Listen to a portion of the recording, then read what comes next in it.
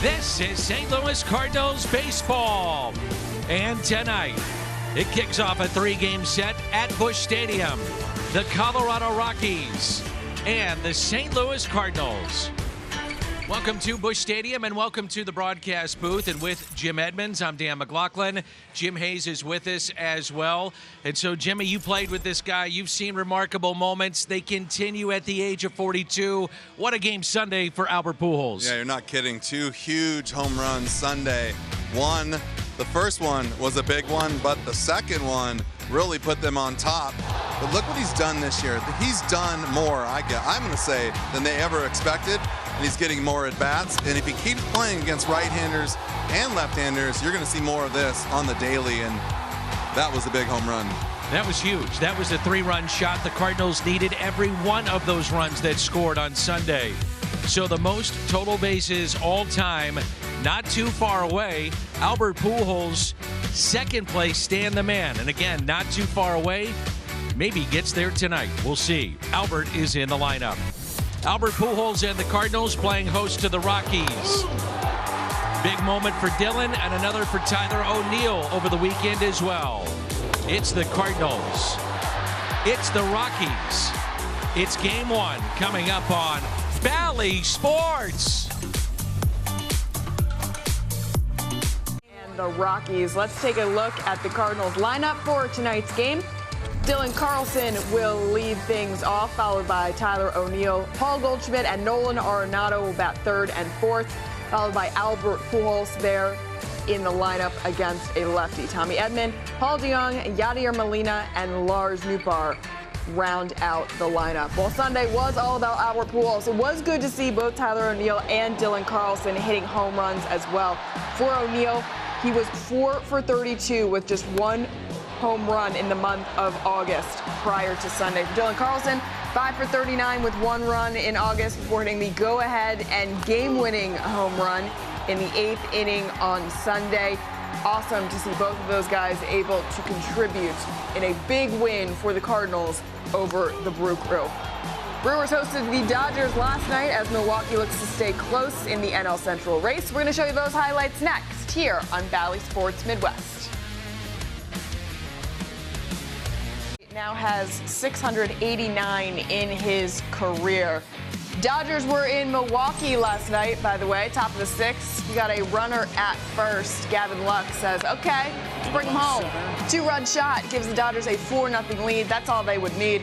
They shut out the Brew Crew for the victory, 4-0. Coming up next, Danny Mac and Jim Edmonds will have more, and we will get you set for first pitch as Jose Quintana makes his 3rd start with the Cardinals. Jimmy, very aggressive since he's put on that Cardinal uniform. Yeah, he's been pitching in, throwing that curveball and changeup, but the fastball inside will set up those other pitches. You can see there, makes a nice pitch in to get the ground ball, and if he keeps doing that, especially away from Coors Field where he threw pretty well last time, he's going to have a nice night tonight. Quintana and Freeland, a pair of lefties going tonight. A closer look at the Cardinal lefty, Archaea player profile. Lowest ERA since the All-Star break, and he is 3rd on that list. Jose Quintana going tonight for St. Louis. Kyle Freeland, a lefty, going for the Rockies. That means Albert is in the lineup. The Rockies and the Cardinals. Game 1 comes your way next. By Budweiser, this Bud's for you. By Chevrolet, the #1 selling brand in the St. Louis area. Find yours at your Mid-America Chevy dealer. And by CarShield. CarShield cars go farther. The Cardinals racing out of their dugout and taking their positions on a beautiful night here in St. Louis. Temperature-wise, perfect, 81 degrees. Not a lot of humidity. We had rain earlier today, really cooled things off. And with Jim Hayes, the Cat, the Cardinals Hall of Famer Jim Edmonds, I'm Dan McLaughlin. And the Central standings, the start of play tonight. The Cardinals a 2-game lead over Milwaukee, and Milwaukee playing in game 2 of their 4-game set against the hottest team in baseball, the LA Dodgers. Jose Quintana is on the mound for St. Louis. It's a rematch from Game 2 of the series last week in Denver, a 9-5 St. Louis win. And Quintana in that ball game, Jimmy, with 6 innings, gave up a pair, and he's been a really nice addition to this rotation. Yeah, he really is, and you know he's a control pitcher, pitched inside. You know what? You come to this side here, and you can see the Hyundai pitch arsenal. Like I said, fastball. He's got the curve and the changeup, but the sinker will work for him. He doesn't throw it a lot, but when he throws the four-seamer, he's going to throw it inside. And what I was trying to say was, you come to this team, and then you go to Colorado and see that first game, and you think, wow. And he goes out there and pitches a pretty good game. So pretty impressive, and just really got to go out there and do it again. There's a look at Bud Black. His Rockies have dropped 17 of 25, going the wrong way. Connor Joe is at the top of their lineup. Then Charlie Blackmon, very good numbers against Quintana. Brendan Rodgers, C.J. Cron, he's been excellent against the curveball this year. More on that in a moment. Jose Iglesias, he's hitting .314. The former Cardinal, Randall Grichuk. Elhirios Montero, the former Cardinal. Brian Serven and Winton Bernard. Let's look at the lineup of the Rockies, and Jim Edmonds, your Toyota key to the game. Well, we just kind of let the cat out of the bag, so to speak. Repeat performance right here for this young man, Quintana. Just go back out there and do what you did last time. You got a little bit more grace period here with the way the ball is going to break. A little bit less carry to the ball in the air, and he pitched a pretty nice game over there in Colorado, so he should be ready to go. I think he'd be fired up to pitch here against the same team. 9th appearance against the Rockies. 6 of the previous 8 have been at Coors Field. Good luck there. And that's why you see the inflated ERA against Colorado. Take it with a grain of salt. It's 5.27, but 6 of the 8 appearances at Coors. And you know what it's like as a hitter. Well, you feel the other way as a pitcher. The 1-0. I guarantee you there's a conversation that's come out of his mouth at some point saying, why me? I don't blame him either. Why is it me if I'm going to pitch against this team? Why does it always have to be there? Here's a 1-1 pitch. Popped up. Near the line. Edman calling for it. Calls off Goldie and makes a fine play in foul territory. Kenny, that's the pitch right there. He's going to master today. And the defense for St. Louis and Ali Marmol around the horn is presented by Dobbs Tire and Auto Centers. O'Neill, Carlson, Nootbaar in the outfield. Arenado, DeYoung, Edman, Goldie on the infield. Molina is behind the plate.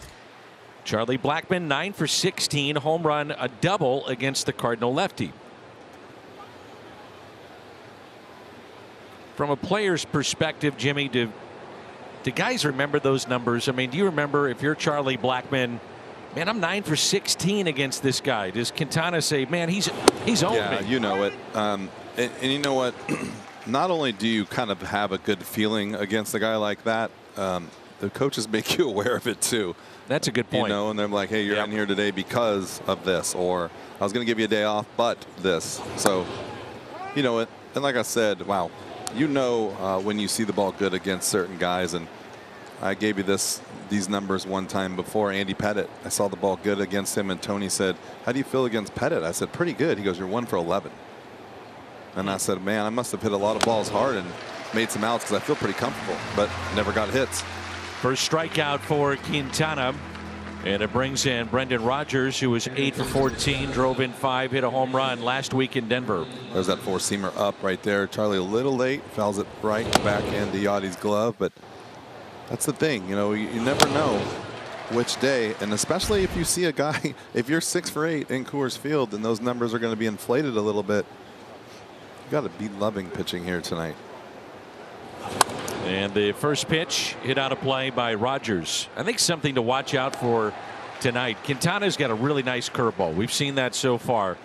The opposition hitting 195 against it. The Rockies against a curve collectively as a team, Major League best 263 the average. So something to keep in mind tonight with Quintana and the other starters and relievers in this series. Well, just like you said the other day, don't forget, breaking ball does not break in Colorado. You're a free agent pitcher. You don't even have to ask that question to me. Well, Mike Hampton, though, loved the school system. Well, he also wanted to hit. That's true, too. And he did. Here's the 0-2. They gave Hampton, what, 100, 110 million, and then Took the challenge. And then it was Denny Nagel, got 5 years, I think 55 million, something like that. You know what? Something tells me a little bit too, lefty. They went after lefties. I don't know why, and both those guys had a little bit sinker. Yeah. Especially Mike Hampton had a nice sinker, but I think they got hit around there in Colorado, if I'm correct, and I didn't mind facing those guys, especially there. You're going to get a pitch up in the zone, and nothing against them, but there. You know what I always thought too is it feels really tight in Colorado. Like the pitcher feels on top of you. But if you can just relax and take a deep breath and try to keep everything normal, the ball just takes off if you hit it on the barrel. I watched BP a couple of days out there, and they can say that the humidor is involved. I don't think they keep those balls in the humidor. I mean, the ball was just jumping off some of those bats. It is amazing to watch, though, isn't it? It really is. A couple years, 2001, I guess, when McGuire was healthy, and he was hitting the very first day. He was hitting balls out of the stadium, and the balls literally out of the stadium and landing in the Rockies parking lot. Yep. And all the clubhouse guys ran. As soon as he hit the first one out, all the clubhouse guys ran down into the parking lot, removing the players' cars. Ooh, doesn't get that call. A little bit low, and a 2-out walk to Rogers, and it brings in C.J. Cron. He's hitting the best in terms of slugging percentage against the curveball. Well above 800, that slug. So we'll see if he approaches him with fastball here. Those balls that McGuire were hitting would be like if he was taking batting practice here and you had to close the doors at the Ballpark Village. Because he was hitting. We'll open the doors in a second when these balls start flying through the front room. I thought the ball that Albert hit the other day was just incredible on the second home run. Nearly 440 feet. And if you miss at this ballpark, we've seen it enough now. If you miss the bullpen and you go halfway up the bleachers, that is a blast. Well, and that's where his good power is. It's usually from that bullpen to the center field side. And, like we were saying the other day, his line drives are the ones that he hits down the line to left. The fly ball into left center. Carlson under it, and he'll make the catch. So the Rockies strand a runner. Cardinals coming up in the home half of the first. It'll be Dylan Carlson, Tyler O'Neill, and Paul Goldschmidt. The Cardinals lead all of baseball with a 794 OPS against left-handed pitching. 16-9 their record against lefty starters. Carlson, O'Neill, and Goldschmidt. Arenado, Pujols, Edman, DeYoung, Molina, and Nootbaar. And it's Kyle Freeland getting the start tonight. A record of 7-8, 29-year-old, born and raised in Denver. And now pitching for the Rockies. He was the 8th overall pick back in 2014 out of Evansville. He only had 2 Division I offers, as that's a base hit into left. It was Evansville and Belmont, the only 2 D1 offers he had, and he wound up going to Evansville and then becomes one of the top picks in 2014, number 8 overall. Pretty good. That's pretty incredible. You think about it. You saw that Hyundai pitch arsenal, and it basically is the same. Velocity is the same as Quintana. Pretty much the same stuff as far as what we would see to the eye. Just little quirks here with the sinkers and the sliders, little different angles, but pretty much just a control pitcher from the left side. O'Neill 2 for 4 with a double, and has driven in a pair against Kyle Freeland. And the first pitch, a strike. And on Sunday, this was good to see, partner, because he takes that up the middle, an absolute rope to center. Yeah, it was nice to see, because he used to kill the breaking ball, and that was something soft right there, and he was all over it. He has been popping that up a lot this year.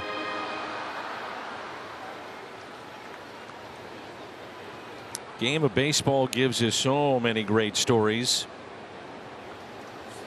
And there's another one developing here in St. Louis. Deep right and caught. Hit it to the track. Grichuk is there to make that play. Wynton Bernard, at 31 years, 320 days old, became the second oldest Rocky to make his major league debut. I just love stories like that. Guys that stay in the minors and they think it's never going to happen. 10+ years in the minor leagues, and now here he is in center field for the Rockies. Around the Horn is presented by Dobbs Tire and Auto Centers, but it's wonderful to see that. Yeah, the fact that he was around that long, it gives you, something to look forward to and talk about the grit. He was drafted in the 35th round, by the way. He wasn't like a first rounder or second rounder. In 2012, played 866 games in the minors. That's baseball, isn't it? I mean sometimes you find a way. Almost had 3,000 at-bats down in the minor leagues. And when he was drafted in that round, it was by San Diego. And he made his debut against Arizona as a Rocky. So 11 years, 5 organizations, and now a major leaguer out of Niagara University. He had been with San Diego, Detroit, San Francisco, the Cubs, and now Colorado. 0-2 the count. Also played some independent ball. Spent time in the Mexican and Venezuelan winter leagues, the Australian Baseball League as well. 2013, he played for 4 different teams. Wow. Think about that. Just keep going. Perseverance. Love those stories. And Bernard racing over to his left, makes the catch. And back to the bag at first goes Carlson, and it brings in Nolan Arenado.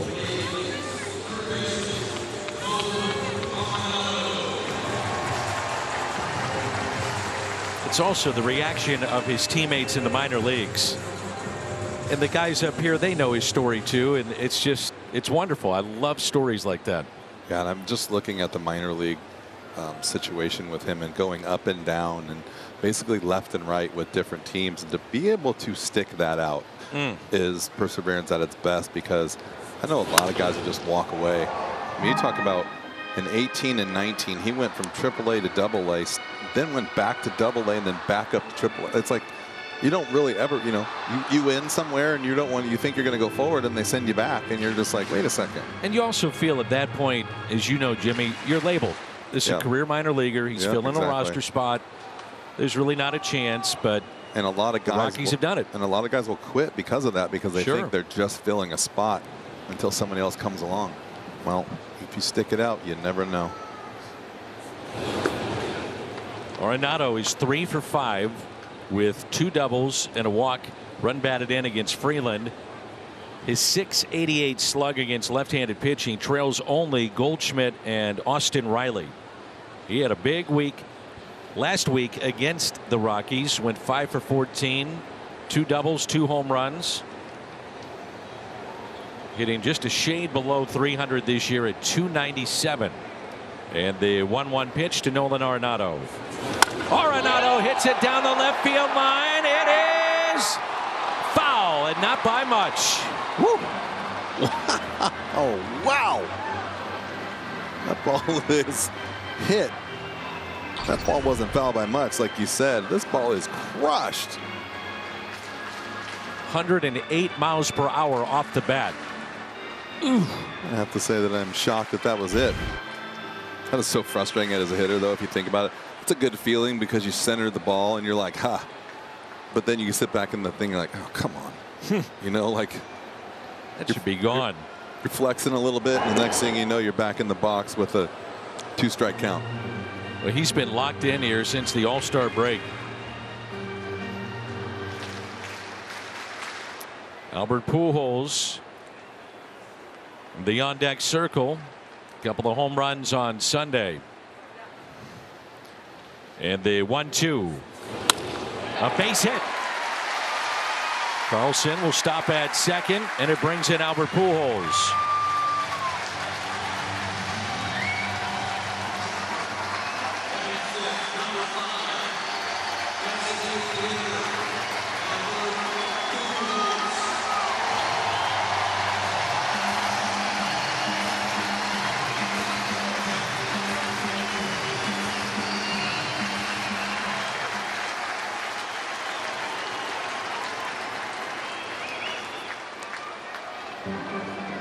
The 42-year-old is 4th in OPS against lefties for the entire season. He is leading the National League in OPS since early July.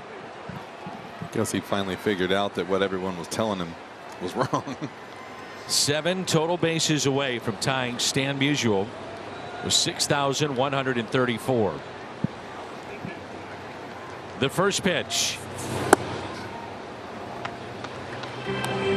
Boy, Sunday was fun. Home runs number 688, 689, and just 7 away from tying A-Rod for 4th most in home runs in the history of this game. Fairly shallow, by the way. Grichuk in right. Kyle Freeland might have just made a mistake by questioning Jerry Lane right there. And the pitch is taken outside, 2-0. Can you imagine if back in the 90s, some of those older umpires, if you would have done that to them, you wouldn't see the strike zone for the rest of the day. He has never homered against Kyle Freeland. If he does here, that's a historic home run as well. Be the 449th different pitcher. I wonder if he's got the green light. Yes, I'm going to say yes. Okay, Jimmy, that's why your analysis is second to none. So good. I'm going to have to rest now. And if Ollie took off the green light, then, well, we got issues. Whew, I'm tired after that one. The 3-0 pitch. Pulled foul, 3-1.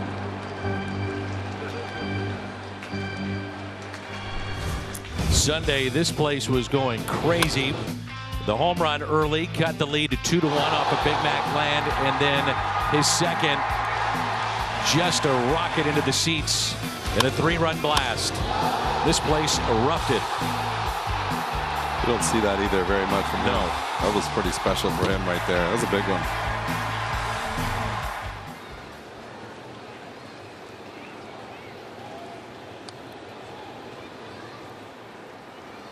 The 3-1 pitch to Pujols.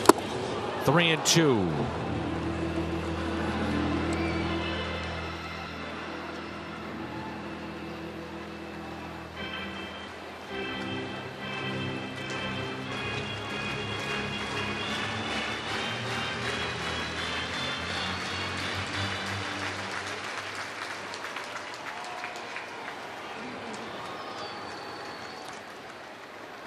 The 3-2 pitch. Runners off with a pitch. Here it comes.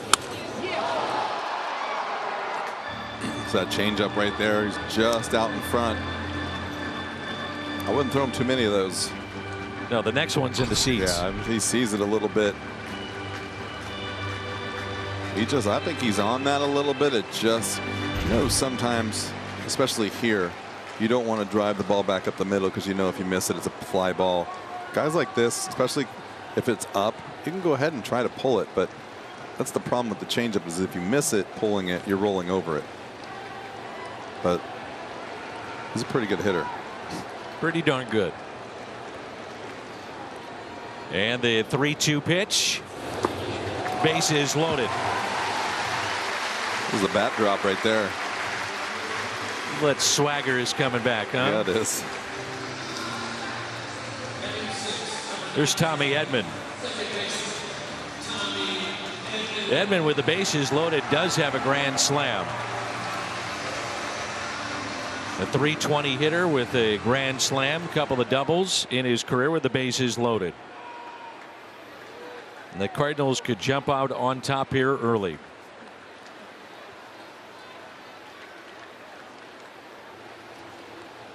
Big gap in left center. First pitch. Taken high. Freeland's getting underneath the ball right there.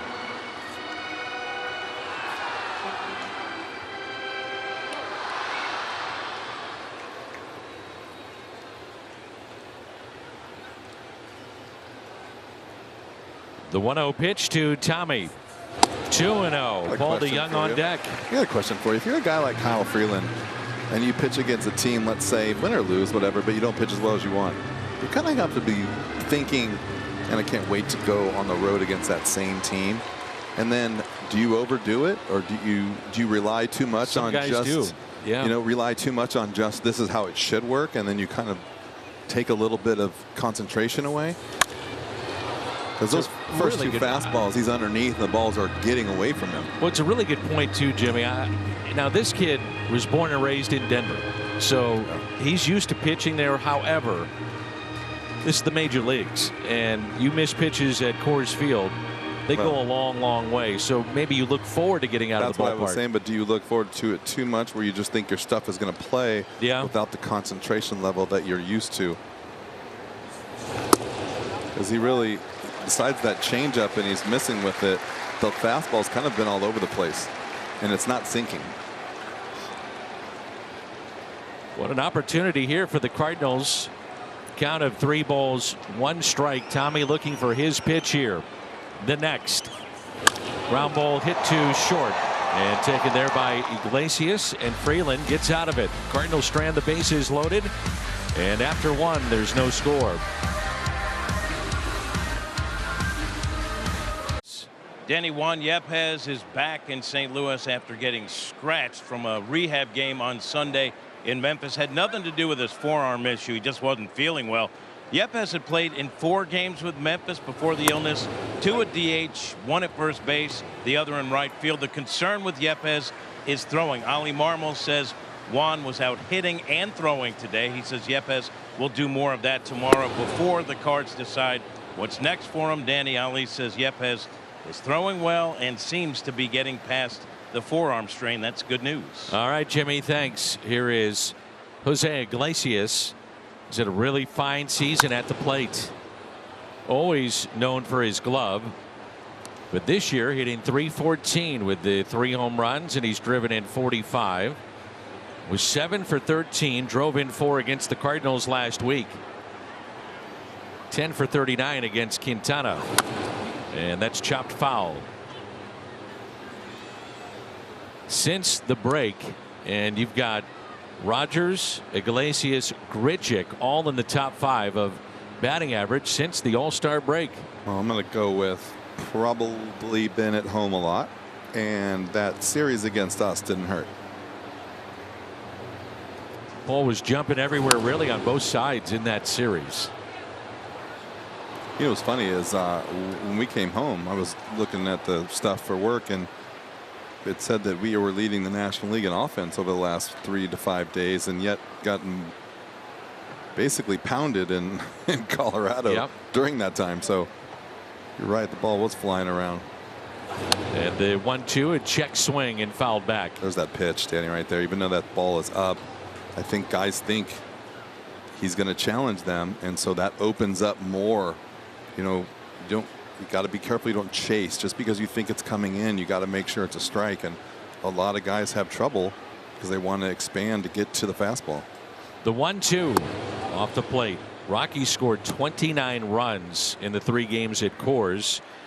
Most runs scored in any 3-game series this season for Colorado. And that's a look at the runs per game, the difference at home and on the road. Popped up, backing up, Tommy Edman. I also think, Jimmy, it's a mindset too. I think, and again, don't get me wrong, pre-Humidor, the ball, you had a distinct advantage if you're an offensive player. Oh, there? Yeah. But I also think there's a difference of just trying to get acclimated when you go to Denver, your body, all those things. Well, you know what's funny is over the years you don't think of this stuff, and then as you retire, you get older, you start thinking a bit more. But even just a 0 for 4 day, the next day you're sore without the running, just with the batting practice and running in and off the field and sprinting down the line a couple of times, stuff you do every day, you take for granted. I was talking to Pete Prenzy one day. I said, why am I sore? I didn't do anything yesterday. He goes, the altitude, just flat out. Grichuk pulls it. Arenado from his knee. The tag. Oh, what a play on both ends. One of the most remarkable plays you'll see. Third to first. These fans love it.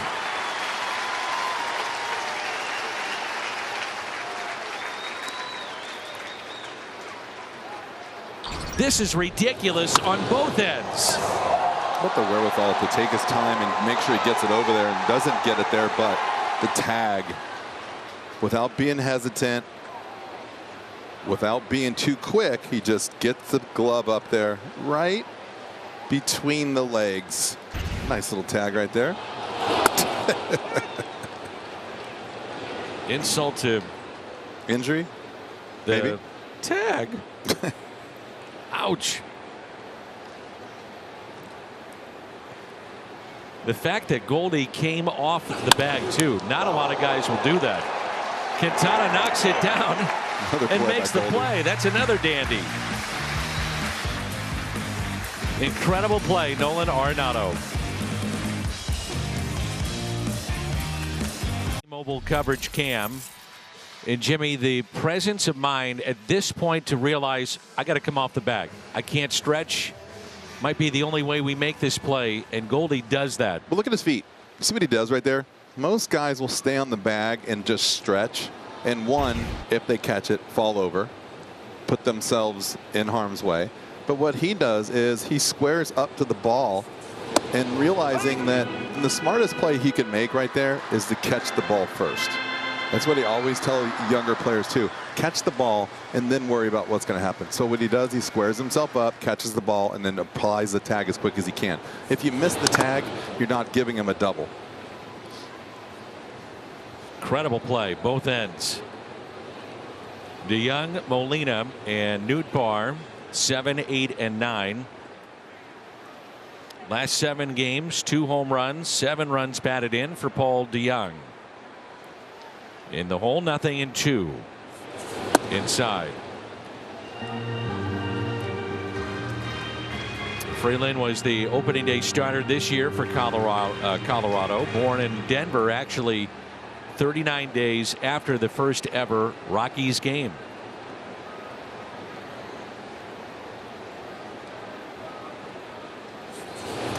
The swing and a miss, kept in front by Servin, and the out.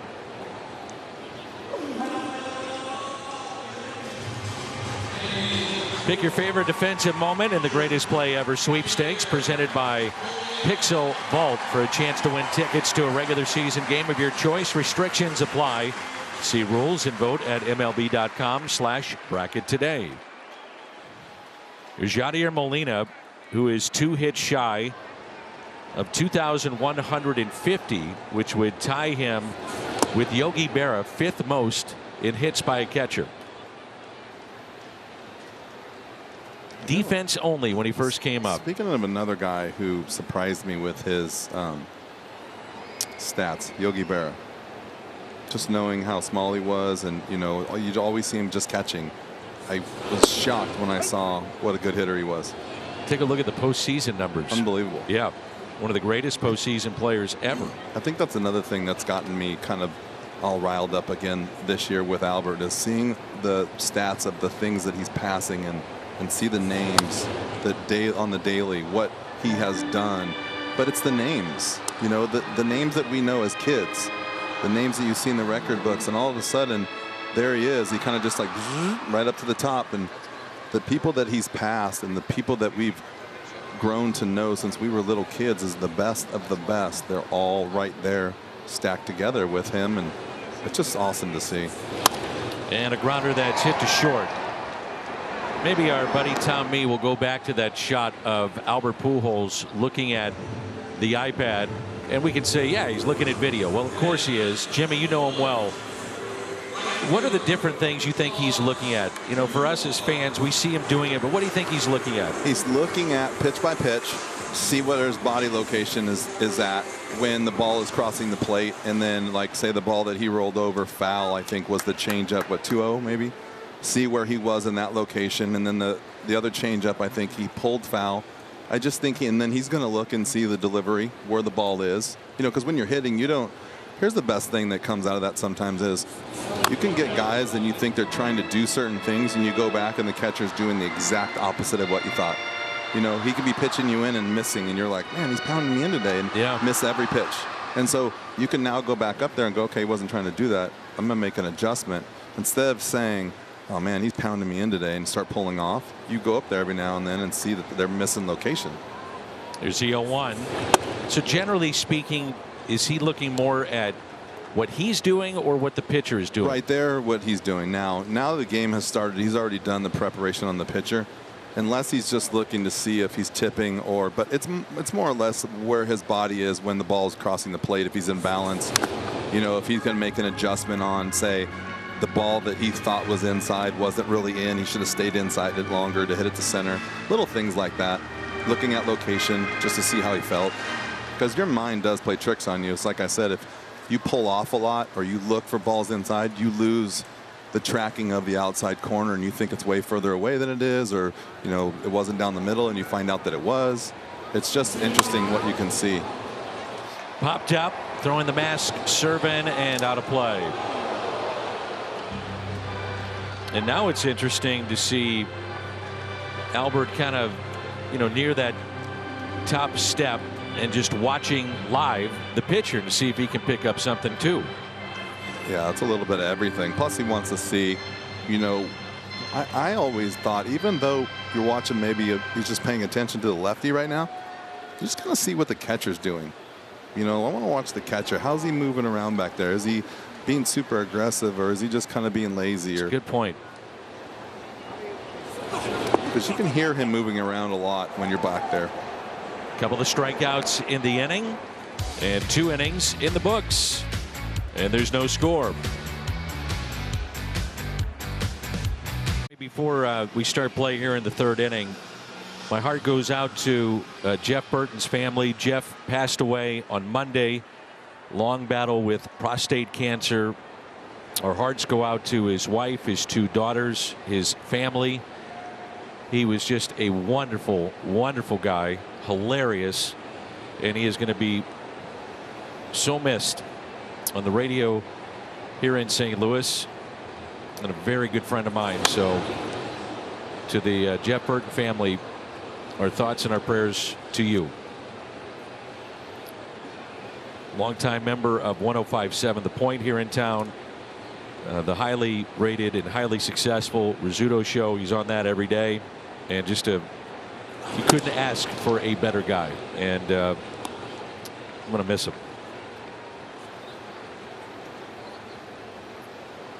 Brian Serven and Winton Bernard and Connor Joe.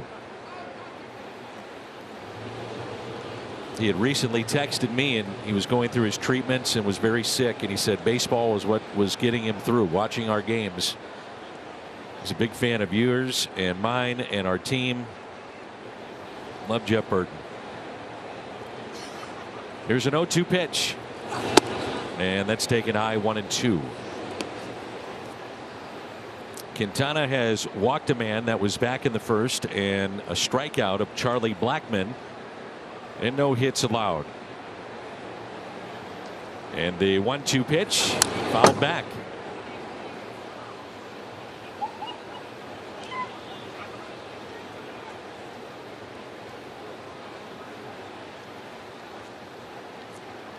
I would say Jose Quintana has made himself some money here. Free agent to be. All of a sudden, league takes notice, and they say, wow, there's a lot left in the tank here. It's funny what a trade can do, huh? Yes. Just puts you in a different area, a different atmosphere. It puts your name on the front page, especially these 2 organizations exchanging positions, and you start pitching, and just, you know, anything can turn. But man, yeah, right time, right place. Get a good defense behind you. You're energized. You're in a pennant race, and a swing and a miss, and strikeout number 2. And it brings in Winton Bernard, who got the chance to tell his mother, I'm going to the big leagues. Mom, I'm going to the major leagues.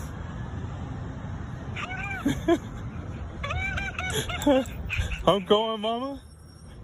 I did it, Mom.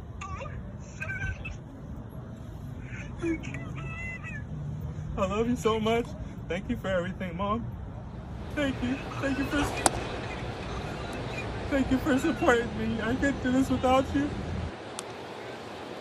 Wow. How great is that? Pretty powerful, isn't it? Yes. Like I said, 866 minor league games. Okay, outside of his mom, I'm I think his biggest fan. I think there's a lot of people that feel that way. pulling for him. Want to see him have success.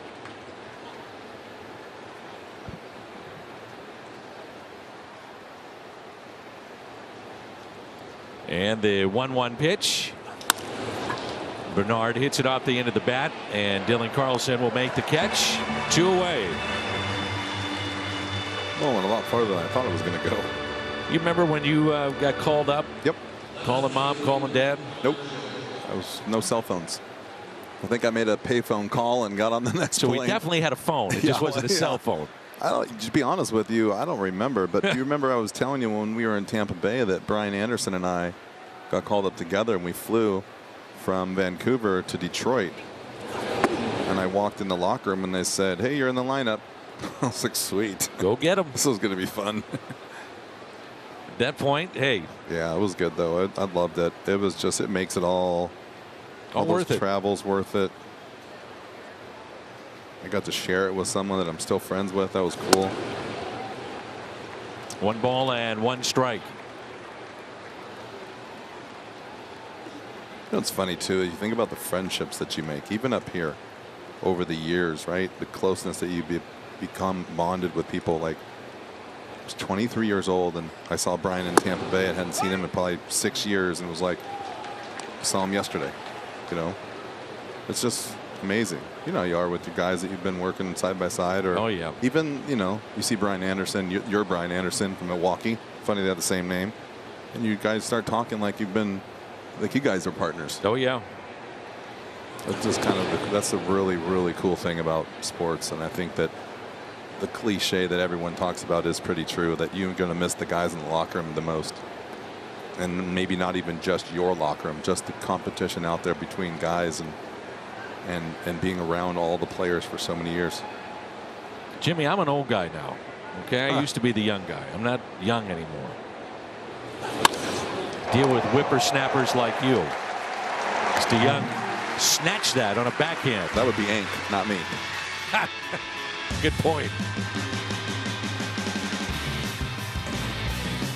To the ballpark, August 28th. That's a Sunday. Purchase of a special themed ticket. Receive a Cardinals Sugar Skull bobblehead. Cardinals.com/Fiesta. The Day of the Dead. You were telling me about Dia it. de los Muertos. It's when they celebrate all of the past people that have passed away. Instead of mourning, they celebrate their past. And it's a big celebration in Mexico. A fiesta, if you will. It is a big party. It is a big fiesta. Top of the lineup, Dylan Carlson and the 1-0. Speaking of fiesta, how about this guy? He's always having a party. He's always having a party. Last time I was sitting behind him and he said, Ellie. Albert, when he was walking away, he said, "Hit me a home run."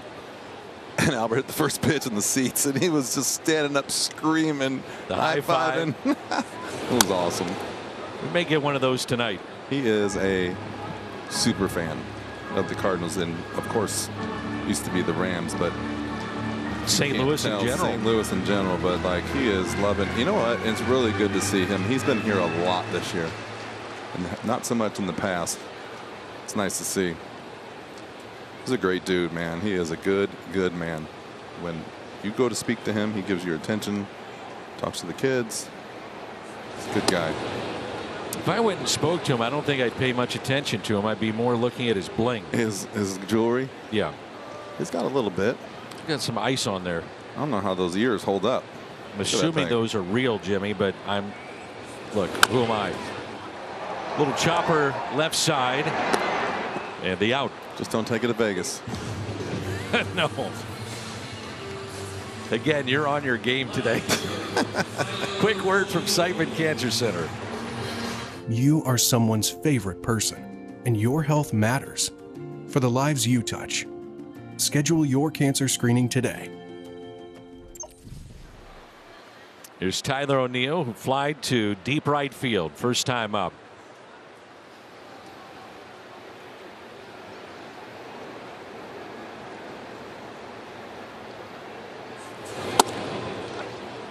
And the first pitch is strike.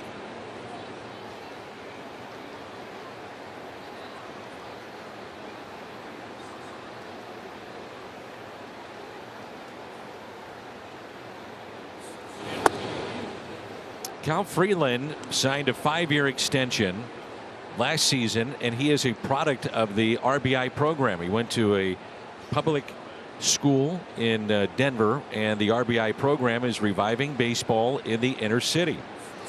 And that's what he was competing in this time in Denver as a youngster. Cardinals Care has Redbird Rookies, and there are countless stories of those kids that have gone on, maybe not to Major League Baseball, but to college and very productive lives, great citizens. And you talk to those parents and they say that Redbird Rookies was instrumental in helping form their son and daughter, which is really great. About 4,000 to 5,000 kids every year participate, and it's not just baseball, but it's the mentoring, the arts, different things that these kids are exposed to that they never would normally have that opportunity. What I think is nice is when you live here in St. Louis, you hear about that, right? But you don't realize that it's going on everywhere.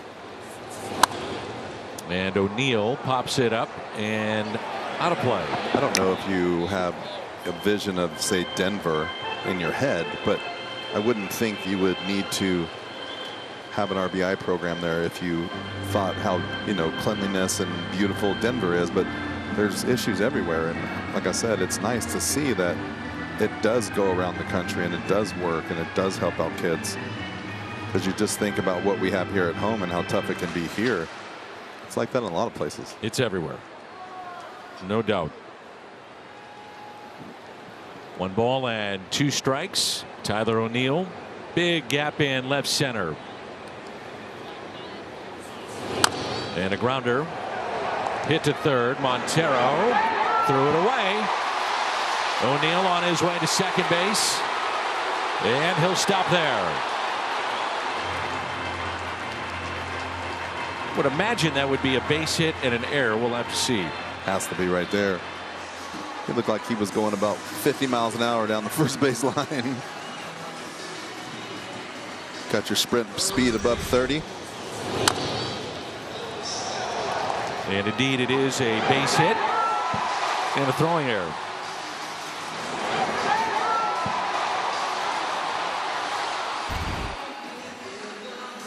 .7. Wow. Feet per second. Here's Goldie, who is 0 for 1. 12-game on-base streak. 4 home runs. He's driven in 11 during this 12-game stretch. You know, that launch angle, though, wasn't exactly where he wanted it at minus 39 degrees. No, so probably not. We're going to work on that one. That's okay. His speed, the fun okay. of the metrics. That's right. Against lefties, this is one of the reasons why the Cardinals as a team have had great success against the lefties, but Goldie doing some serious damage. .432 the average, high on base percentage. I mean, I think if you're a lefty and you come into town and you're just thinking, you know, it's not the same Cardinals, but you look at Goldie, Arenado, and Pujols back to back to back, and then win right Tyler O'Neill, and then well, yeah, but these guys are killing left-handers. And Goldie hits it down the right field line. That'll slice foul and out of play. And then the other thing is, as much as they study video, they're going to take a look at Carlson and Edman hitting from the right side. I think they take better at bats there. I laughed because we were talking about the other day about pitching coach saying, well, you know, you can get him out if you make your pitch. Yeah. What if he fouls that pitch off? And I got to make another one and another one, and that's where middle of this order beats you up. The 1-1.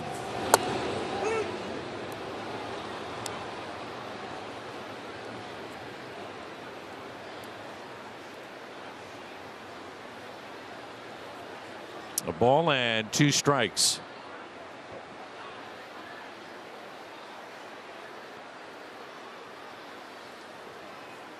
And the next to Tyler O'Neill.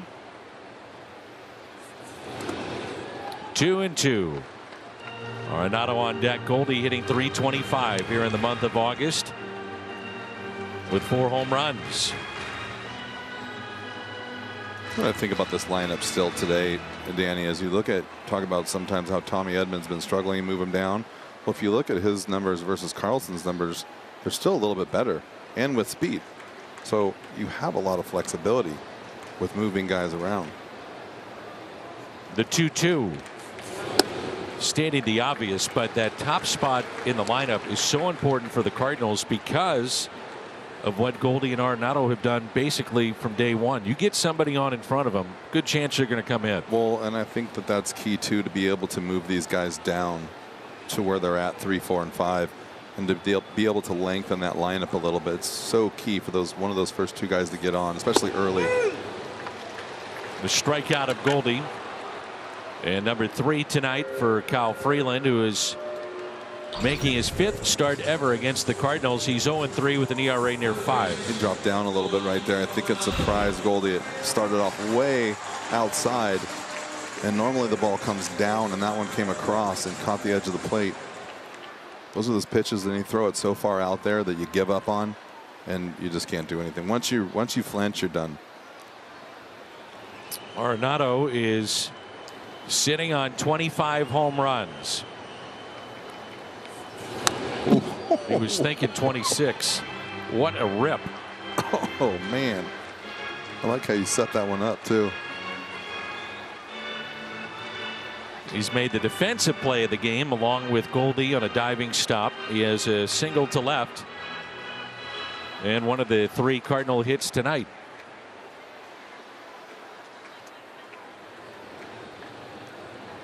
Albert Pujols is at the on-deck circle.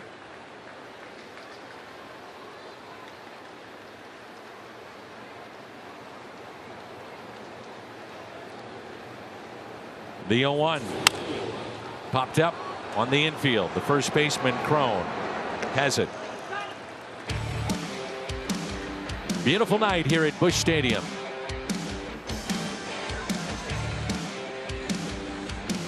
Night to support Jason Mott Foundation and the 8th annual Cornhole Challenge. Jason Mott Foundation provides comfort and care for those affected by cancers of all kinds. Pat Maroon there. I was going to say that can only be one guy.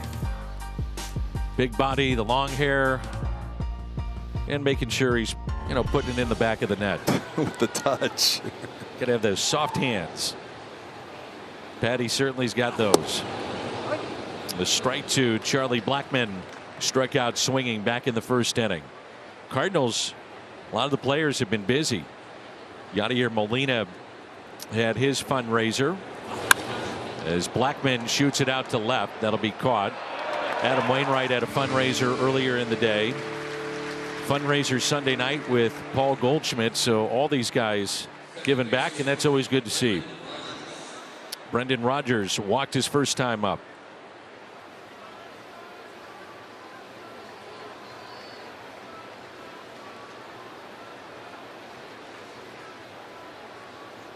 Milwaukee has jumped out to a 2-0 lead at home against the Dodgers. That's in the top of the second.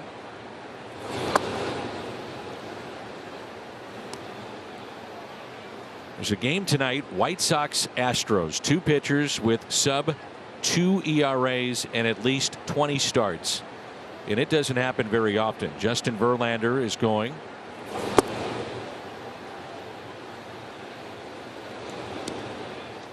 You don't see that very often, like you said. It's especially at this time of the year. Dylan Cease going for the White Sox. He's had a quietly, not many people talking about it, but he's had just a phenomenal year. And Verlander being the other. So the last time you had that 20 start sub-2 ERA, it was Chris Sale and Jacob deGrom in 2018. Prior to that, you go to September of 1985. John Tudor, Dwight Gooden. Wow. And that was a ball game in which Tudor went 10 scoreless, Gooden 9, and Cesar Cedeno hit a famous home run in Flushing off of Jesse Orozco in that great year of 1985.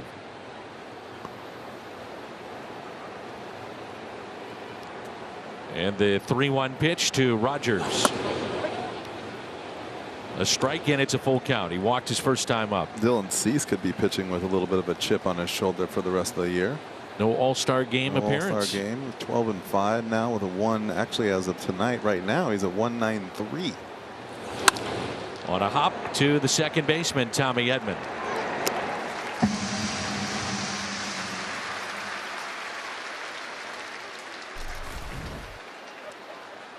How does he not make the All-Star team? Dylan Cease with the wins, the ERA, and strikeouts. He's in the top 3. Verlander wins in ERA, coming off of Tommy John, back to being Justin Verlander. He's almost 40.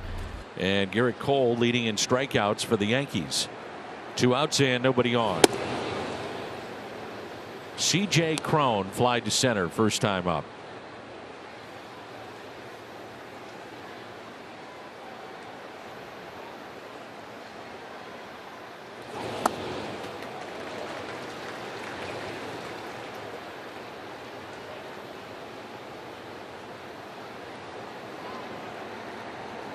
One ball and 1 strike.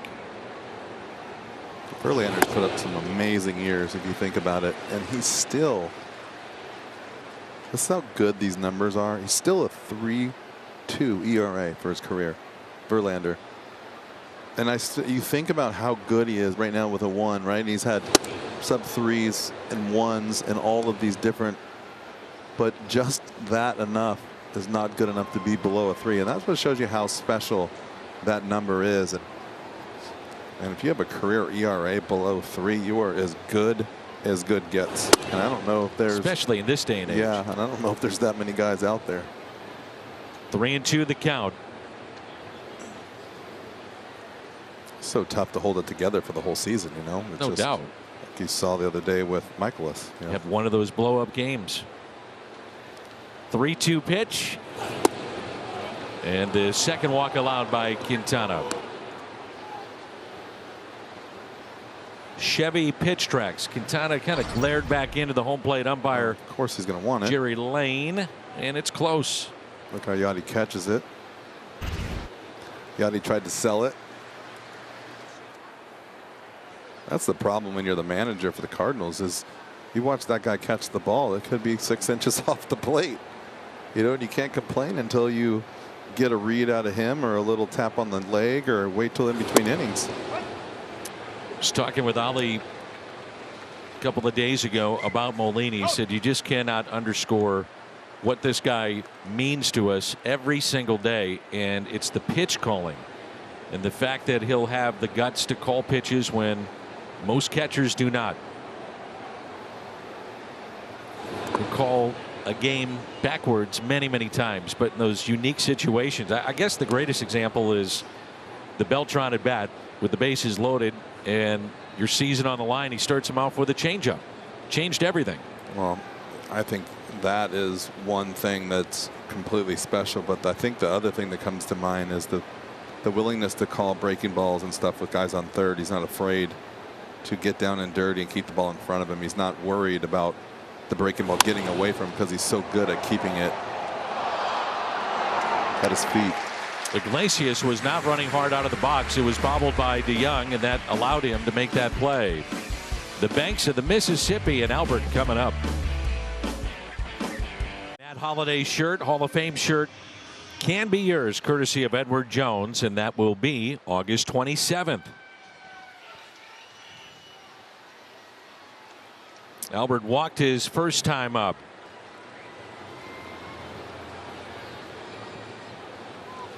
The first pitch.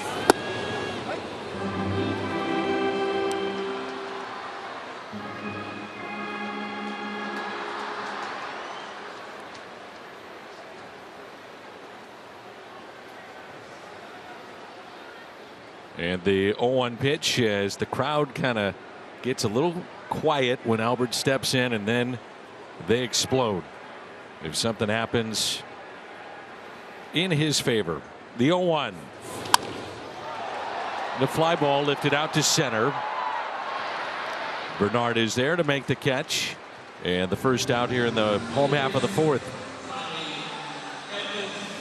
Well, the Cardinals had a great opportunity in the first inning, could not cash in. They had the bases loaded. Tommy Edman up and a 3-1 count, and he grounded out at short in a fielder's choice. And after that, Freeland is settled in as he has struck out 3, allowed 1 hit, and has now walked a man. So 1 out, nobody on, and the first pitch taken low by Tommy. Cardinals will have Jordan Montgomery, another lefty, tomorrow against German Marquez. Adam Wainwright, Antonio Senzatella will go on Thursday, and that will be the day game, and then we'll be off to Arizona. The 1-0. 2 balls and no strikes. It'll be nice and cool in Arizona. See that little smile you got? Yeah. So you're telling me it's going to be hot. Let's see, what do we got? Well, it is September, so it'll at least be under 110. Tommy with a drive into deep left center. Bernard back, looks up, and it's gone. Home run, Tommy Edman, number 8, and a 1-0 St. Louis lead.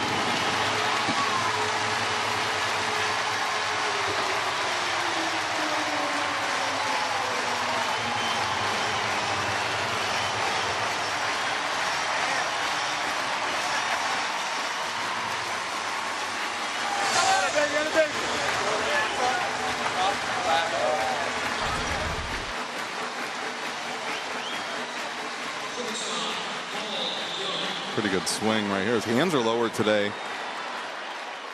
Gets down on that ball. His backspin right there. The ball took off. I like the left fielder. He made it seem like it wasn't going to go, and then he turned around and watched it. Just a cool 105 today in Phoenix, Arizona. To dry heat, Jimmy. It is. 105 is not bad. It's above that. Better watch out. The 110 marker is when it gets a little nasty. Edman's second home run off a lefty, first since June 14th against Pittsburgh, a span of 48 games. And DeYoung is hit by the pitch. 417 feet, the distance of that home run.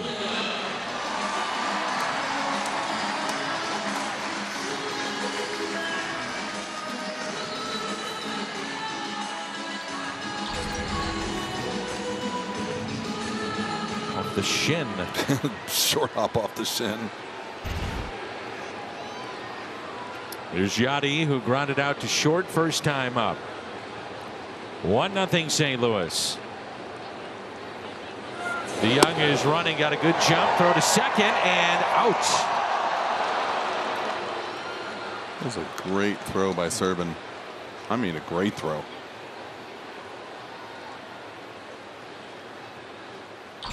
And the Cardinals taking a look at it as DeYoung trots off the field into the dugout. Boy, the transition there for Serban. Wow. That was really good. He might be safe right here. Nope. What a play. And the 1-0 pitch. 1 ball, 1 strike on Molina. It's like Paulie got a good jump and didn't get out of the hole. You know, sometimes you just get stuck. Especially it's not as hot. The field, sometimes they water it a little bit and it doesn't dry as quickly. Yachty with a fly ball out to center fielder Wenton Bernard. And he makes the catch. The home run hit by Tommy Edman, and we played 4. It's 1-0. Jim Hayes. Jimmy. Danny, coming to St. Louis in 2023. MLS Soccer. I am with the head coach of St. Louis City, Bradley Carnell. So you have a new stadium, you have a new team, you have a rabid fan base that loves soccer. Have you been able to sense how hungry St. Louis fans are for this? Oh, I have for quite some time. You know, when I arrived in January, you could just sense it from the general public to the sporting teams and the sporting culture, and that what's been created over many, many years. And soccer's been a rich tradition in the city of St. Louis, and yeah, we're hoping to meet those expectations. What does that mean for you to be the head coach of a team in St. Louis which has that kind of soccer history? Extremely proud. You know, it makes me extremely proud. I'm very ambitious, and we see the standard that gets set here, you know, with the other sporting teams, and we have certain role models within the city, high expectations, and we want to live up to those standards. So really excited. What style of play do you anticipate? Well, we're a very proactive, front foot, aggressive style of play. You know, we want to win the ball high up the field and score lots of goals and entertain the fans. So really excited. Tell me a little bit about the players you have on the roster, and maybe a couple of them you're real excited about. Yeah, I think we're all excited about all of them. They all come with different experiences and different walks of life. So they're at different stages of their careers. We have a good sort of blend of youth and experience, and we don't really single out one player at a time. We always speak about our style of play lives on the collective, you know, working together as a team. So tell me a little bit about your familiarity with baseball, because you told me it's really not you're going to have to learn it. If you're in St. Louis, you got to learn Cardinals baseball. I'm learning as we're going, and today's been a great sort of stepping stone. But you speak about a South African and baseball, I start talking about cricket. Well, you will see the enthusiasm for Cardinal fans, and you get the sense that your team will have that sort of enthusiasm. How much you're looking forward to getting on the field and playing for real? Oh, 100%. I mean, you just look at our City 2 team, sort of every day taking a step forward, every day growing, every day setting a standard, and we want to achieve these standards next year as well. So we're setting the platform now, built for many years to come. Last thing, some of your players on the field throwing out the first pitch. How much fun are they having being here tonight? Yeah, amazing. I mean, it's a great stepping stone. Some of our players have only been here a few days, a handful of days, and to be introduced into this sporting culture, you know, it sets the tone of where we want to go and who we want to be. Coach, thanks for the time. Your fans can't wait to see you on the pitch, as they say. I know Danny Mac, you're looking forward to that too. Can't wait for it, Jimmy, and nicely done. It's been amazing for those that now maybe are making their way to downtown, and you come to a baseball game, you drive down Market, and the stadium that's been put up by the soccer folks, Carolyn Kendall Betts, Tom Strunk, Jim Cavanaugh, and their appreciation for the fan base, the town, and soccer is second to none. I mean, Jimmy, that stadium is state of the art, and wait till they start not only playing soccer there in some of the international events. Obviously, City will play there, but many of the other things that will happen in that little corridor of the city, which is right by SLU, hockey, you got baseball down the street. They've done just an incredible job making that thing come to life. It's awesome. I just can't wait to watch the people back it. I think that'll be fun. Something else to do. Kind of dive into like they do. Remember when we went to that press conference a long time ago? Seems like forever. Yep. How crowded and how much anticipation there was. Ground ball that's hit to third. Arenado up with it. The low throw picked by Goldschmidt. And Montero is the second out. Yeah, they have set records with those that have signed up for season tickets, and it's just blown away MLS. Don Garber is their commissioner. He was in town. He's been in town a few times, but I guess it's been maybe 8 or 9 months ago. I sat down with him, and he said, we knew this was a great soccer town. We've always known that. It was a matter of trying to get here and make it all work. He said, but we all were just blown away with the anticipation, the sales, the tickets, and the way that the town has gotten behind it. I said, well, this is one of the great sports towns in America. Welcome. It's 1-0 St. Louis. Take a look at that just screen. Started. That's the Jason Isringhausen and the Jimmy.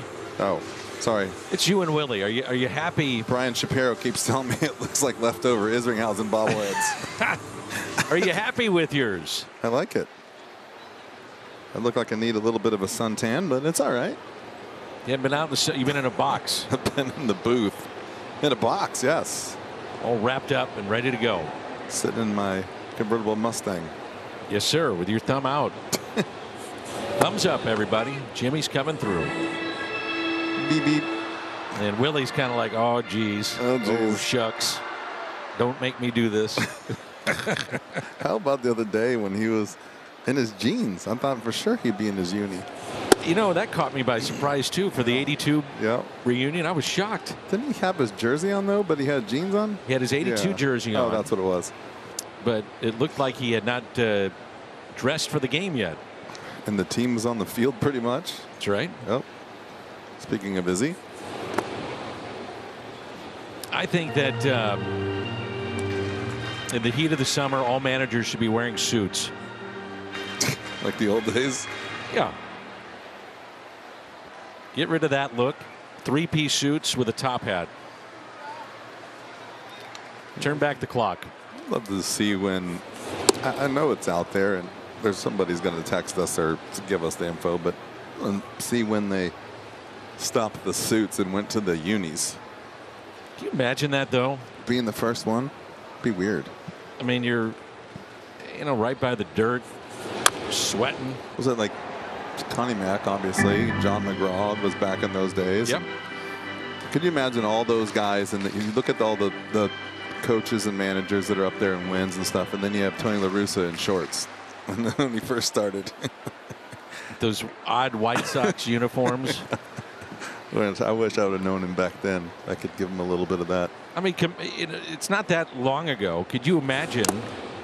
These guys are wearing wool uniforms. Wool. Blistering hot summer days, and they're out there in wool unis. No thanks. 2-2 the count. Nootbaar, then Carlson and O'Neill.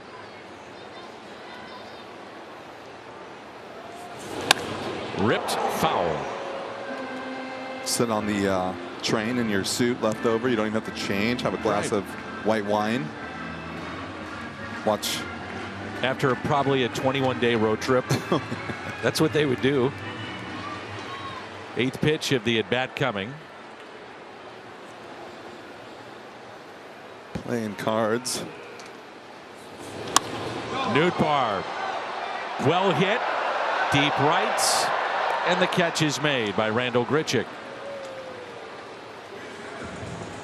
Well, we have a moment. Quick word from Great Southern Burr. Sometimes you just don't feel like running to the bank. Fortunately, you can check your balance from the comfort of your favorite spot with the Great Southern mobile app. Great convenience, Great Southern Bank. I get into it with that Great Southern Bank. I know you do, and that's gets the best of me. Gets the best of me. The best part about that is when I'm sitting at home and you're working with Brad, I can just see what's going on in my mind's eye. What do you imagine? By your voices. Here's Dylan Carlson. And the pitch, a strike. Here in the 5th, 1-0 Cardinals. Tommy Edman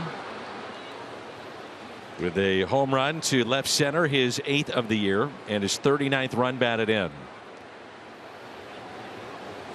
It was a big moment for Dylan Carlson late in the game against Milwaukee over the weekend to get that home run from this side of the plate.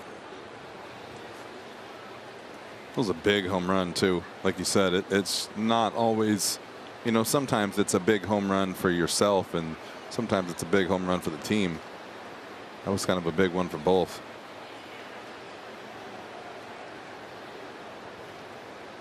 The 1-1 pitch to the Cardinal leadoff man tonight, who is 1 for 2. Sunday, 8th home run for Dylan. First pitch slider too.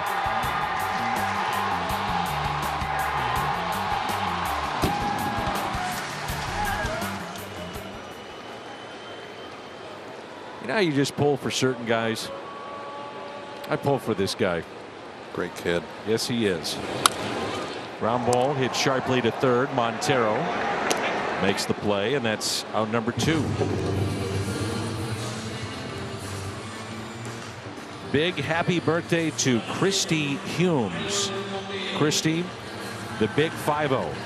Happy birthday, Christy Humes. Yikes.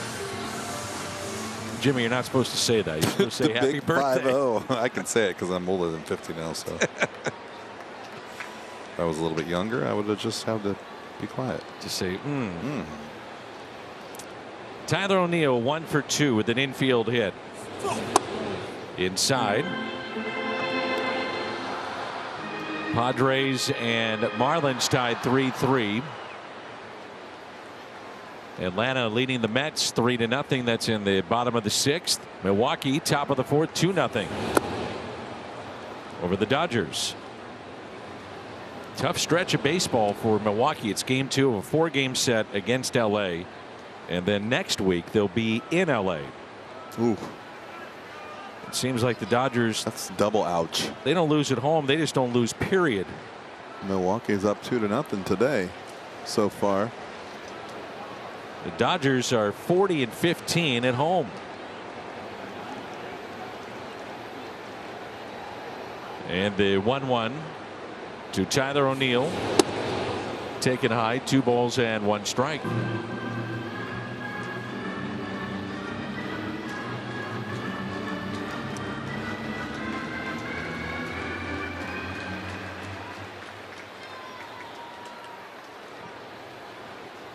The next, O'Neill hits it up the middle, base hit. And his second hit of the night.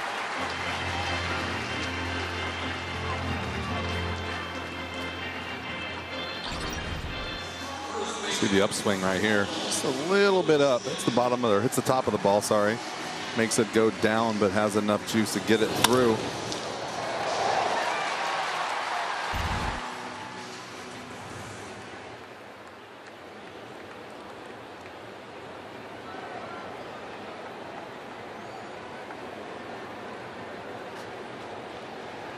There's Goldie, and he is 0 for 2. Fly to center and was called out on strikes.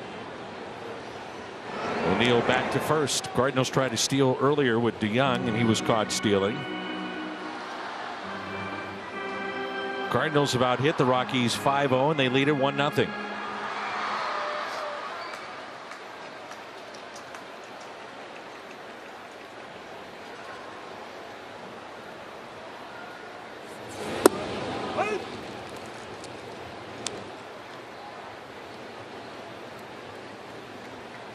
A lot of people probably at home say, how does he take that pitch? Well, when you have an idea and a plan, you're not looking for that fastball down. You're looking for it up. And it doesn't matter what side of the plate it is on. Usually it's just up. And your vision is, where is this going to end up? And so when it comes out of the hand low, you just take it. You'll take the strike because it's not what you can drive, not what you're looking for. And that's when you see these guys take pitches that are borderline. They don't flinch. They have a vision of what it's supposed to look like coming out of the hand. And the good hitters, when they don't see that, they shut it down. That's why you'll see the breaking ball get taken even late in the count. In the air out to deep left. Look at how high he hit that. Holy smokes. And a home run. Goldie, a 2-run shot. That's as high as you will ever see a ball hit. Oh my goodness. Wow, 29 home runs for Goldie. 13-game on-base streak. And he's driven in now 91 and a 3-0 St. Louis lead. Crazy how it works, huh? You take a pitch that's in between, tough pitch, don't swing at it, get something elevated. Imagine where that ball would have gone in Colorado. 43-degree launch angle. Man, oh man. And a line drive off the bat of Arenado hit to short. Goldie the home run, extending the St. Louis lead 3-0. 3-0 Cardinals. Jimmy, you talked about it right before he hit that home run. What he was looking for, how he was going to do it.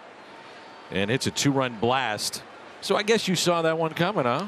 Well, I just was kind of wondering, people at home, I hear it a lot. Why is he not swinging at that? How can you take that? How do you miss that? How do you drop that? And it's not always as easy as it looks. But when you see a guy take a pitch like that that's borderline down and it's a strike, even though it's straight, it's because they're looking for something elevated that they can drive. And the 1-0 pitch to Winton Bernard is hit out of play. 1 ball and 1 strike. Cardinals now have scored 9 straight runs via the home run since Sunday, and that was home run number 100 as a Cardinal for Paul Goldschmidt.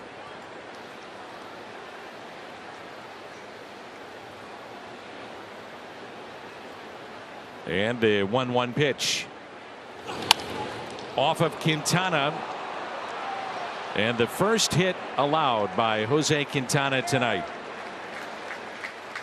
Leadoff base hit here in the 6th.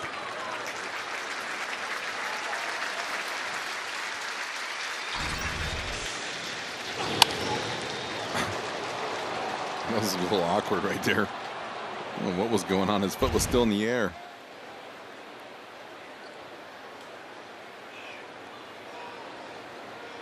So Winton Bernard, the first base hit. And now it is Connor Joe. What a name. I love it.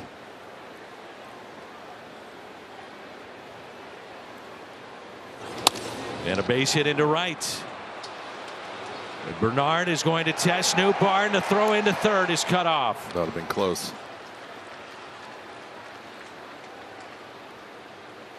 And runners at the corners, and now the tying run will come to the plate. That would have been close, and he could have let that go, but it was a pretty good decision, I think, if he doesn't know where Connor Joe is, because you have to keep him at first base no matter what. Unless you feel that he is dead out, and I'm sure that they think this young man can run. The other thing, too, is when the ball's that low coming into third and coming from right field, the throw's coming in, the runner's coming in, it's all coming together. The chance of that getting messed up because of the runner is pretty high, and sometimes you have to just pull that back. And used to hit the runner all the time from center field going to third because when they round the bag so much. But it can happen from right field too. Hit up the middle. That's a base hit. 3 consecutive hits, and the Rockies get on the board. The RBI for Blackmon is 64th. See the guys start to swing the bat at the first fastball now. You'd have to think maybe a visit after the comebacker got Quintana, and then back-to-back hits just to slow him down or let him catch his breath here a little bit.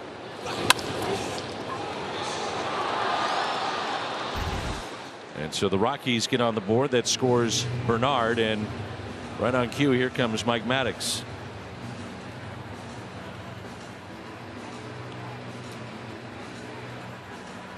Well, don't miss your chance to get discounted Cardinals tickets, 8 or more gallons of gas at a participating station using the My Phillips 66 app, and get up to 50% off Cardinals tickets.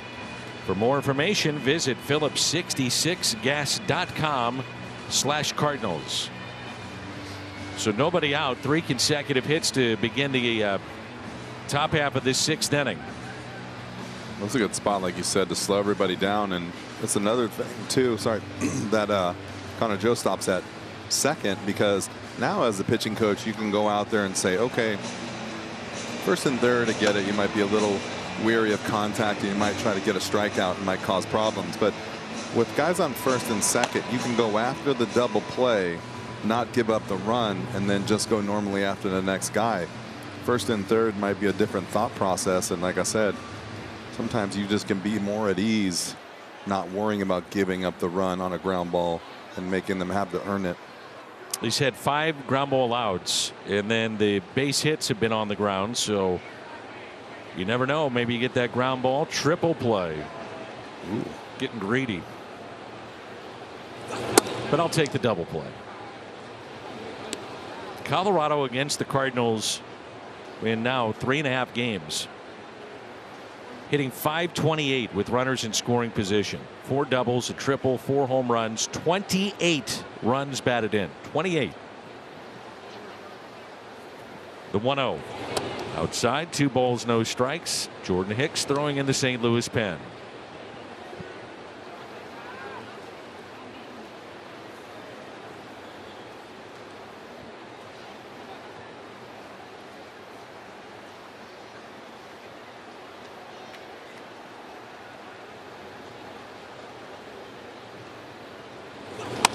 And the next is a little flare out to shallow right. Drops in. And the bases will be loaded and nobody out for the Rockies.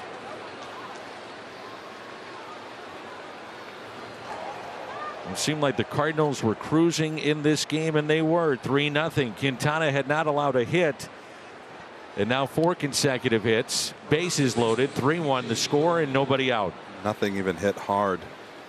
That's the worst part too. As the pitcher, you're making pitches. He got another one right there off the end of the bat. Nothing to show for it. No outs. Well, the Cardinals have turned 108 ground ball double plays, 2 back of the Rockies, 2nd in all of baseball. And here is Crone, who has popped 23 home runs. And Molina is going to buy time for the bullpen.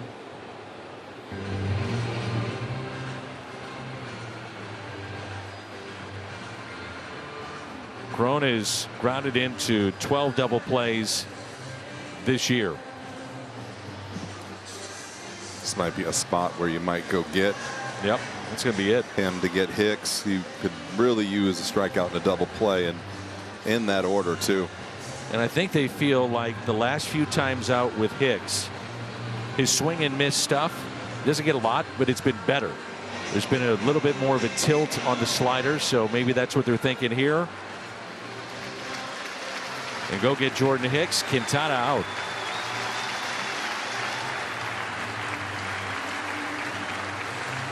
Career appearance, second with the Cardinals last Friday. 3-1 win over Milwaukee. Season high 8 strikeouts, career high 108 in pitches. And he has an 11-inning scoreless streak to begin his career as a Cardinal. And right now the Cardinals are worried about Jordan Hicks. As Hicks comes in with the bases loaded and nobody out in relief of Quintana. Crone with the bases loaded with 5 career grand slams. He's hitting .296 against right-handed pitching. Has not faced Jordan Hicks, first time head-to-head. Inning started with Bernard hitting one off of Quintana, literally for a base hit, first hit allowed by the Cardinal lefty. Then Connor Joe the base hit to right. Blackman RBI single to center. Rogers little flare to right field. And it's C.J. Crone who has walked tonight and also flied to center. Ground ball foul. Hicks making his 24th appearance, 16th relief appearance. Pitched 5 days ago.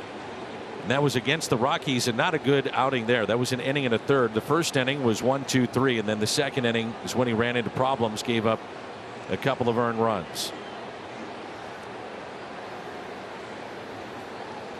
Just trying to watch how they attack right here. Not so much the first 2 pitches, but to see if this is a strikeout situation that he wants, or he's really just working the zone down. Goldie giving chase and out of play.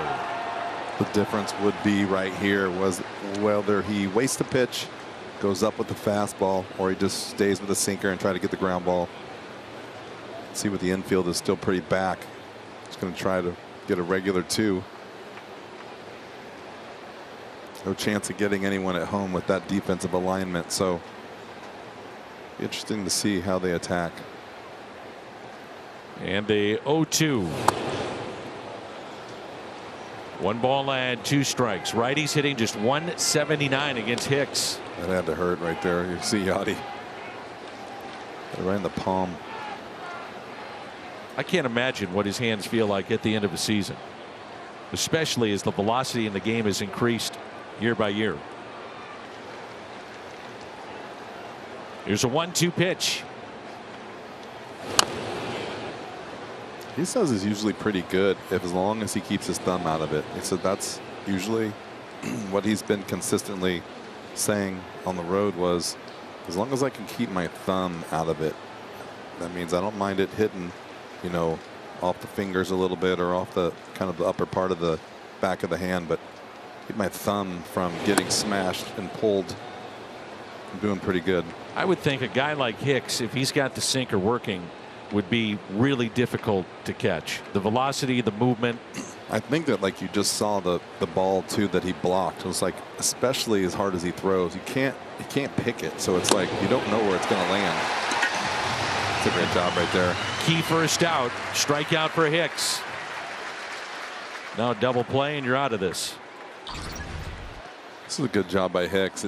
Even this pitch is around the plate. Doesn't waste pitches. Doesn't try to do it all. Just command your stuff. Iglesias is grounded into 8 double plays. Does have 2 grand slams in his career. And he's 0 for 2 tonight.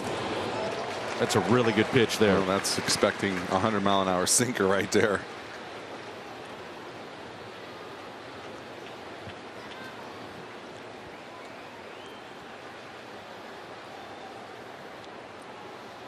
And the 0-1. It's kind of pitch. If he goes after that, probably rolls over and probably turns into 2. Well, I think you see the reaction with the first pitch, so you know he's looking for that sinker. Can they get to the turn? And not in time. Too slow of a feed right there. I don't know what happened. Scores to make it 3-2. I don't know what happened here with Tommy. You don't usually see that. I think he didn't know if he was close enough or he thought he was closer. The flip wasn't much. Got him on his. Yeah, he just didn't give him the flip that he needed. Slowed everything down. It's tough on Tommy right here. Watch, he has to go back with the big hop. Lost his momentum and then slowed down the play. You can even see Yachty at the end right there. He was a little miffed at what was going on, but that's just the chance you take with that in between hop. A strike to Randall Grichuk, who is 0 for 2. And if he comes and gets that for a do or die, anything can happen, you know. Bet. And he's probably only going to get 1 on that anyway, so just get the sure out. Yep. Grichuk has grounded out to third and struck out.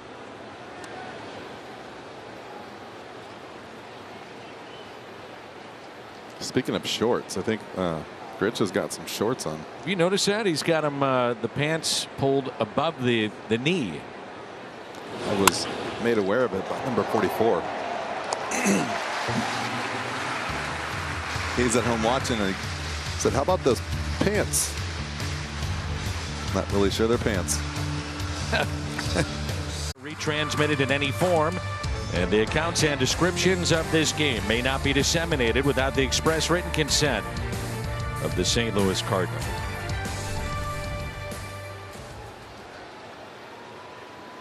Here's Albert Pujols, 0 for 1 with a walk tonight.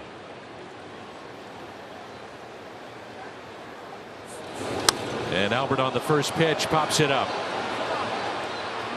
near the screen and off the top of the screen. The wires there, and strike 1.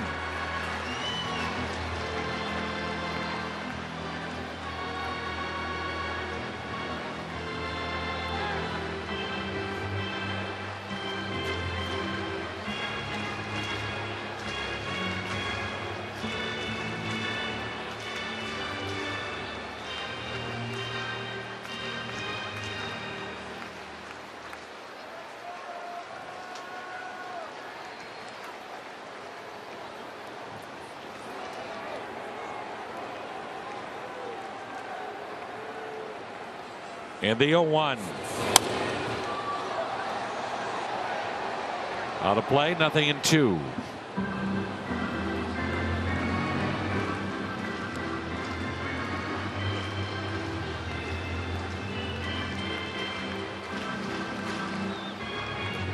Tommy Edman as homer tonight. He's on deck. And then Paul DeYoung. Cardinals leading 3-2 in the home half of the 6th.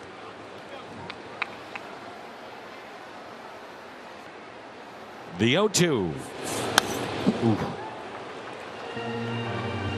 See Freeland, he was trying to stay down and then he didn't try to elevate there, but something about trying to come inside, if you're not sure of yourself, I don't know what it is, but sometimes the ball just gets pushed, it gets left up. You see it all the time. That would have been a bad mistake right there. The 0-2. Off the plate, 1-2. Especially 0-2 to a guy like this. No doubt. He just got within a run.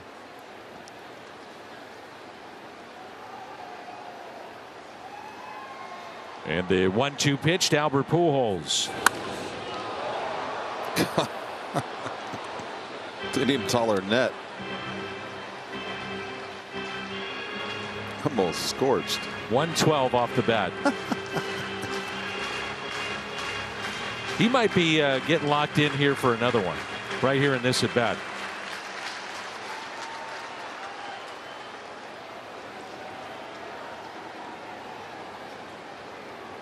The 1-2. Pujols rips it out to right center.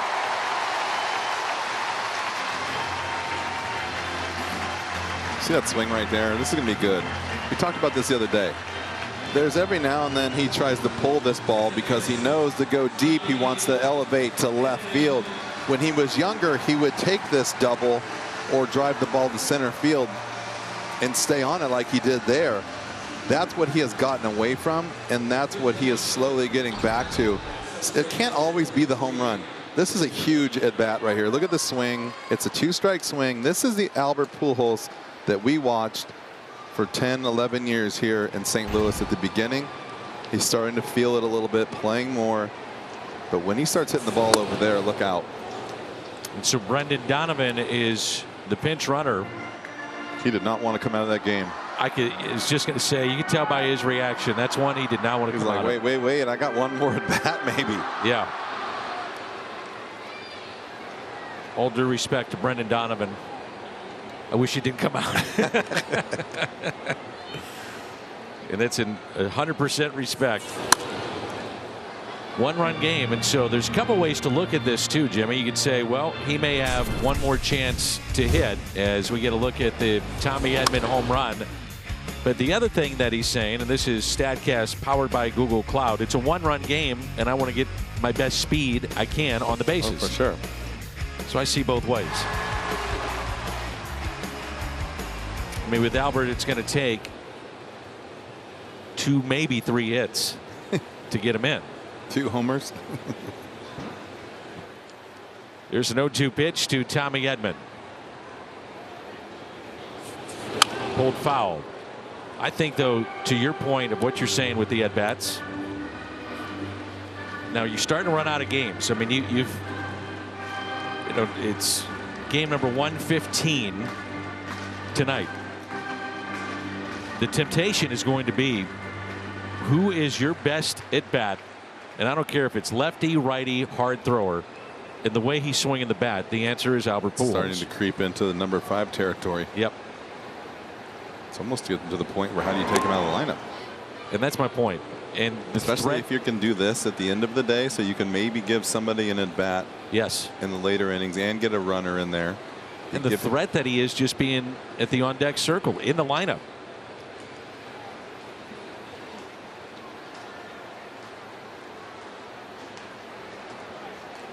Here's an 0-2 pitch to Tommy Edman. What sold me on him playing more against right-handers was that game in Toronto. And the home run that he hit to center, that was vintage Albert Pujols.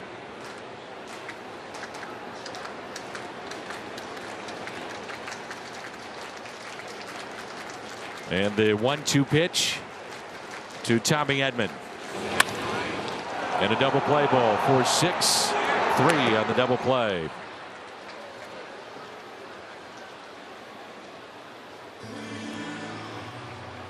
Well, we have a moment. Quick word from Tickets for Less.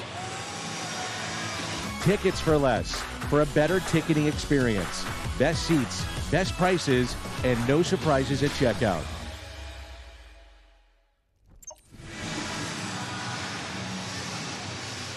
Paul DeYoung has struck out and was hit by a pitch.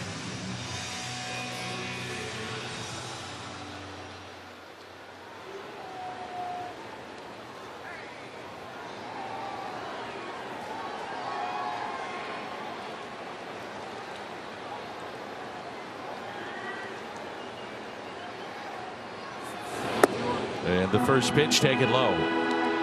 Jimmy, I have a tease. Are you ready? Always. What do you got for me? I have a television tease for you. All right. What do you got, Cat? Well, that's part of it. The Cat is going to come up next inning. And he's going to tell us about a rehab start from Jack Flaherty.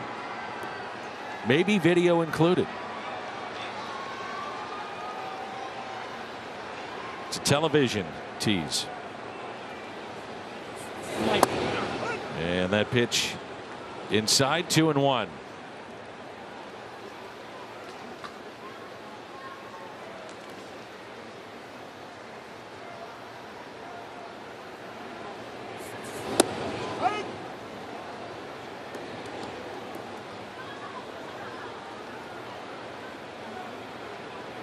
Two and two.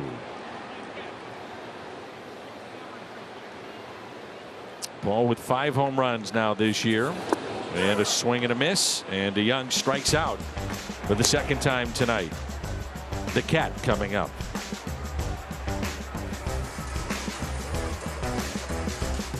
Report Jack Flaherty making rehab appearance number 2 for Springfield tonight. He was really good. Big improvement over his first rehab. 3 scoreless innings for Jack. 2 hits, 1 walk, 4 strikeouts. Jack threw 53 pitches right on target for what they were hoping for. 34 were strikes. Flaherty will be starting every 5th day until he builds back up. Danny, Jack could be such a huge addition when and if he makes it back. All right, Jimmy, thank you. And Jordan Hicks got the 3 outs. Ooh, last inning. He had the bases loaded, nobody out, and 2 runs scored, and that was both against Quintana. Here's Montero. Bullpen's got to shut it down right here, and the offense has to get 1 more run, at least 1 more run. Kind of gets the buzz off the Rockies side from trying to make a comeback. Here's a 1-1 way inside, and it's a count of 2 balls and 1 strike.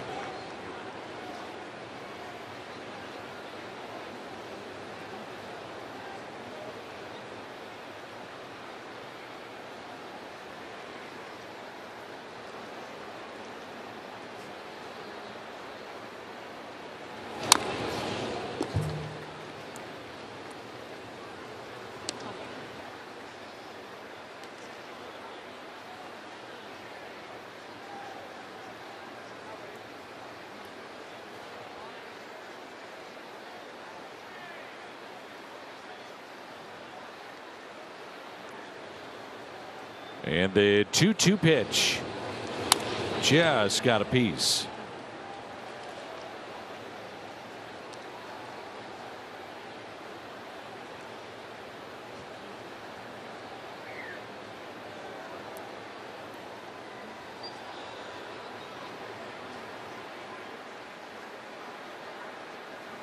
Big crowd again Tuesday night here at Busch Stadium in St. Louis. Strikeout of Montero to start the inning.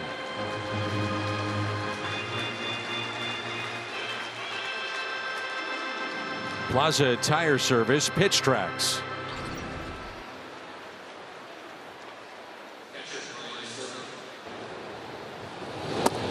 Just froze him and gets the strikeout. Our attendance tonight 39,105, 39105. Brian Serven.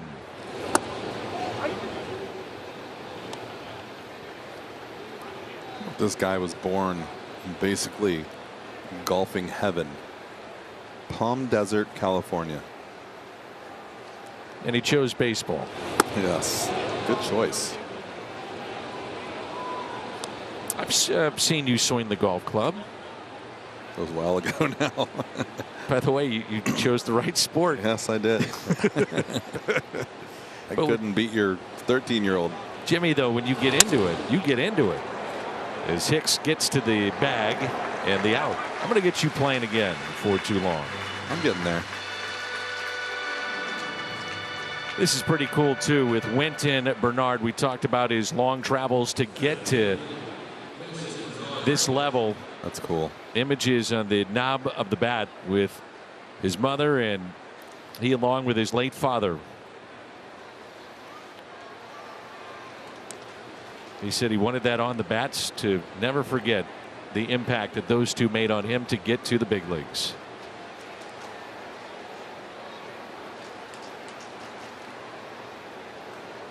He scored a run tonight, got the first hit for the Rockies last inning. Quintana had 5 hitless innings.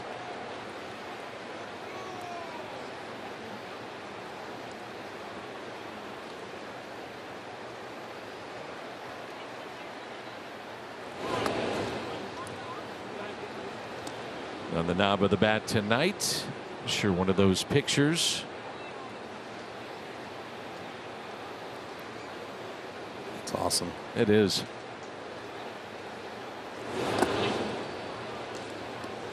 Guys will do different things. Maybe be in the cap underneath. They'll write something, or even on the outside, maybe on their cleats. Well, that thing that he's got there, it's fairly new with that company. I believe it's the same company that does all the numbers. But that was just getting started right at the end of my career. I was kind of old school. I still just wrote my number on there, even though we had some. I was like, if I have to take that long to put it, and you have to put it on there perfectly because you're obviously it's right on the end. But if I have to take that much time to decorate my bat with my number on it, then I got to get other things done. Tapped out in front of the plate. Put it in your back pocket. Good choice. Yep. Second hit for Winton Bernard. I was going to say, look out, Goldie. But I'm glad he didn't throw that. So a 2-out infield single. That is perfect bunt. Yep. Perfect. You know, they say you can't roll it out there any better than that. Put it in play. Something might happen. That's why I still don't understand why strikeouts are accepted. You do something like that. Put it in play. Yeah, they used to say whatever it takes.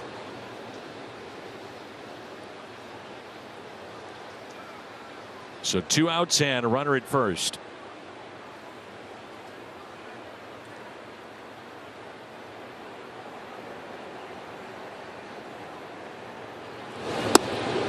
And that's a strike. 1-1. Look at that thing. Look like a frisbee. You see it just like a little boomerang. It just kind of, you lose the slider spin. It just starts spinning so much, and then it just does a little left turn. Not a lot of break in it. Looks like the old joystick when you Nintendo or whatever they are and let it go and then move it. And the 1-1 pitch. Hicks to Connor Joe as time is called. They don't play Nintendo anymore, do they? No, no. But you know what I mean. I do. Because nobody says it's a PlayStation slider. Now they're playing Atari. Again. The third go around. But you feel it? Like, nobody says, hey, that guy's got a Sega Genesis slider or a PlayStation slider. It's always been like the Nintendo slider. Yep. It's like the Nintendo Bo Jackson guy that you could never tackle. Oh, he was really good in Tecmo Bowl. Tecmo Bowl. And the 85 Bears were incredible.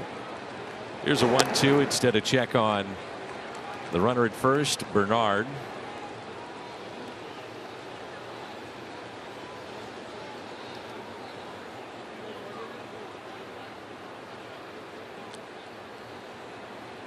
Connor Joe with 1 hit tonight, a base hit to right. Stung the baseball back in the third on a backhanded play from DeYoung, and also popped out to the second baseman Tommy Edman in foul territory.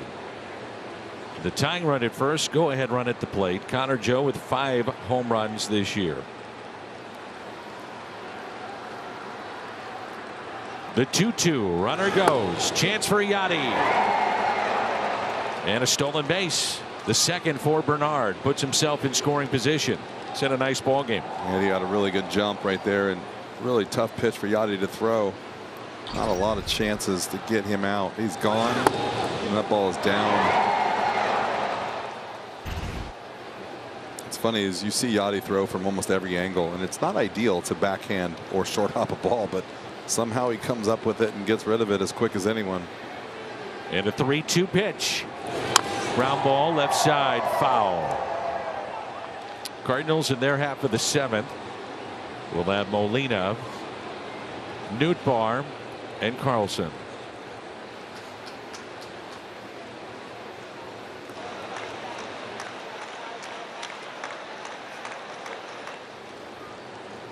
So with the left-handed hitting Charlie Blackmon on deck, Packy Naughton is ready to go out of the Cardinal bullpen if we get there. 3-2 pitch. And the walk. This is what happened the other night with Hicks. First inning he was fine, then second inning is when he ran into problems against the Rockies, and so Ali will go get Jordan Hicks and go to Packy Naughton.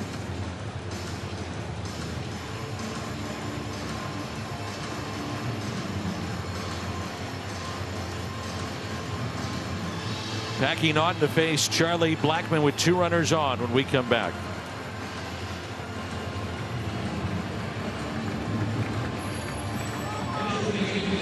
The official car and truck of the Cardinals.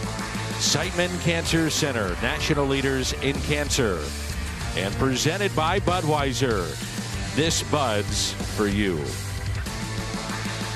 2 runners on, first and second. Chevy called to the pen. Packy Naughton in to face Charlie Blackmon, who is 1 for 3 with a single to center and brought in a run. Just 22nd appearance, 19th in relief. Pitched 7 days ago, went 2 2/3, gave up 4 earned. 2 of 13 inherited runners have scored thus far against Naughton this year. At home, he's been really good. 6 2/3 in the relief appearances, no runs. Lefties are just 6 for 43 against Naughton, so that's why the Cardinals make this move here. And that pitch fouled back.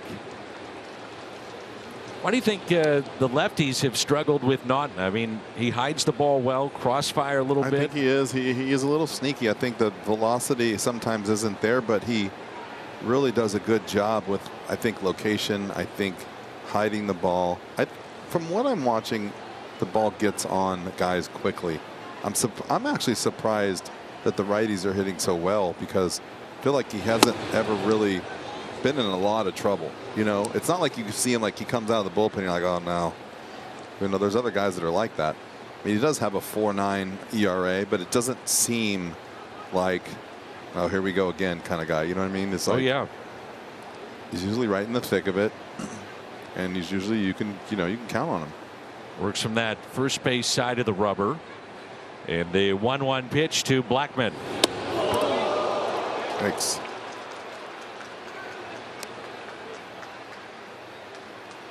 A little amped up right there.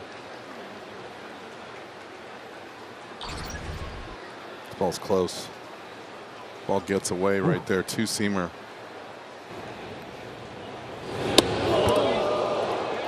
That is not fun. He hasn't thrown in 5 days, so a little amped up.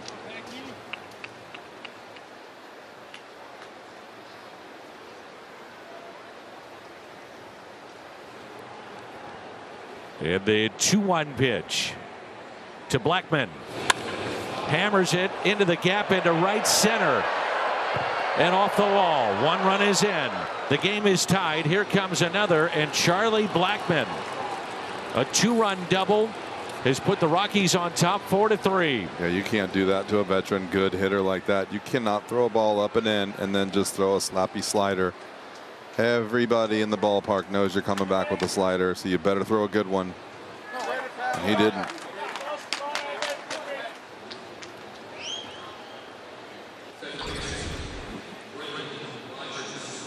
That is, I mean, he is sitting all over that. He's betting the farm that he's getting an off-speed pitch, and he got it.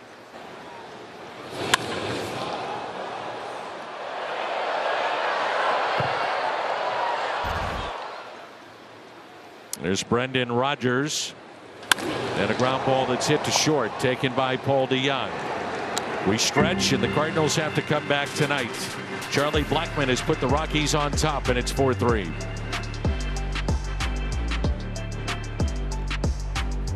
Proud to be the official partner of the Cardinals. Plans change. You can easily list your tickets with StubHub and use the free seller toolkit to help manage the price of your tickets. StubHub. Sell your tickets in just a few taps without any stress. Download the StubHub app today. Charlie Blackmon now with 64 hits against the Cardinals, 5th most all-time by any Rocky, as he passes Ellis Burks and Vinny Castilla. Lucas Gilbreth, the Chevy call to the pen, and the new pitcher in for Colorado. It'll be Molina, Nootbaar, and Carlson for St. Louis, now down by a run. Gateway Honda home run inning. Cardinals hit a home run. The Gateway Honda dealers donate $1,000 to the Make-A-Wish Foundation of Missouri. And the first pitch taken for a ball outside. Gilbert, his fastball, slider, changeup, about 93. Will not throw the changeup to lefties. And the 1-0. Molina into center, base hit. He's now one away from Yogi Berra. 2,149th hit of his career. So the tying run aboard, go-ahead run comes to the plate.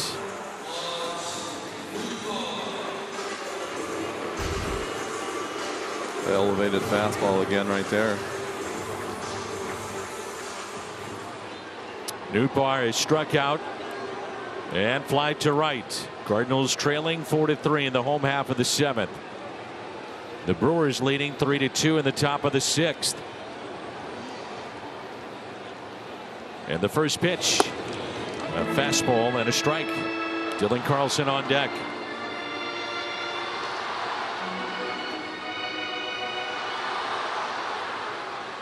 First baseman C.J. Cron playing behind Yadier Molina.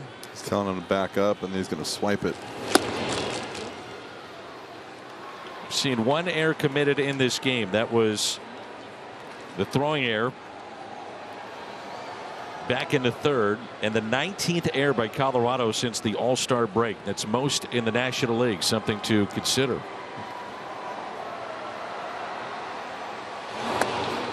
Right-hander Carlos Estevez throwing in the bullpen.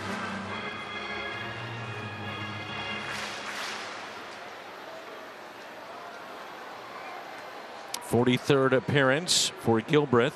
Pitched 4 days ago against Arizona. And the 1-2 in the dirt. Yachty stays put. Tough on the lefties. 192 average against him from the left side. An ERA near 5.5 on the road, just above 2 at home. We'll see if that trend continues tonight. Sermon's done a nice job behind the plate tonight. Blocking balls, good throw. Yachty cheating at first base. They're not holding. He's not running, and it's fouled back.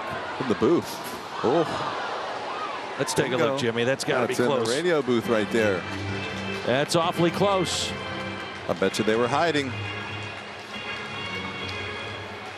Mr. Jackson make the play.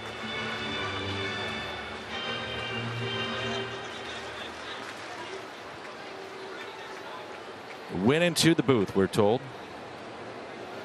Who do you think dove on the floor first? Jim Jackson. Bet you he never even saw it. Inside corner and a strikeout of Nootbaar. You don't think he saw it? No, because I went over there the other day to do an inning with them, and I don't think he looked up one time. He was focused. Yes, sir.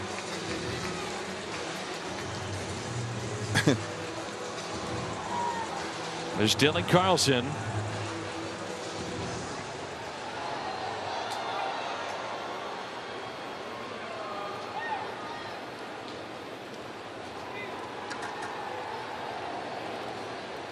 Chris Stratton throwing for the Cardinals in the bullpen. Fouled back by Carlson. Good chance. Good chance right there. Good swing. Pitch inside. Dylan Carlson, a base hit to left in the first pitch that he saw in the first inning. Twice he is grounded out to third. 1 for 3 tonight. He had a home run on Sunday. That was late in the ball game. Cardinals need that here. The 0-1 pitch.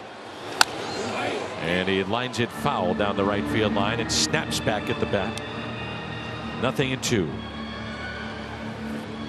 I didn't see anything wrong with that. I was wondering why he was maybe a little leaky, but I think it was just because it was a pitch to hit.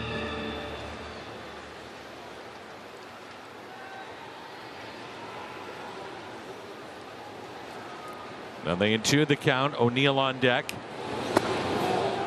You have to think that Bud Black would go to his right-hander. Estevez to face O'Neill. We'll see. Cardinals then could counter with Gorman or Dickerson. Their backup catchers Andrew Kisner. Brendan Donovan came in as a pinch runner already in this game for Albert Pujols. Like to see Gorman get a hack. He's a threat anytime he's in the box. Yes, sir. And the 1-2.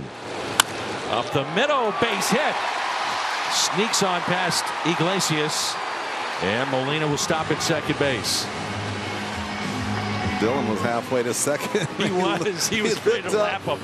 He looked up and Yachty was still there. I think he forgot who was in front of him. It was a good swing right here. Stayed back. Let the ball get deep. Where the contact point is right here. Not out, 2 out far up in front.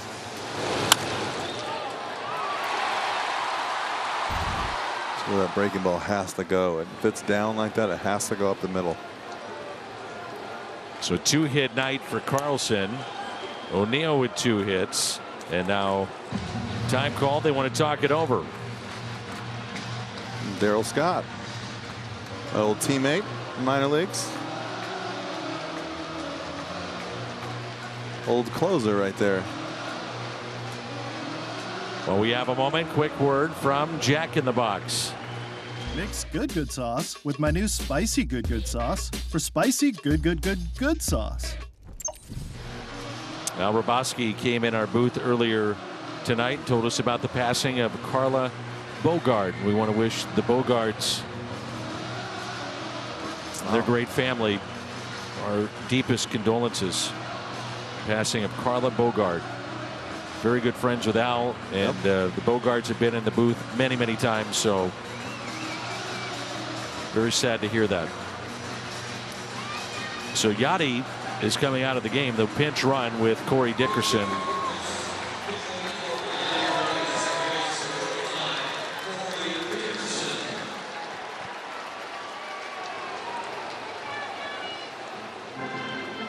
Giovanni Gallegos joins Stratton in the bullpen.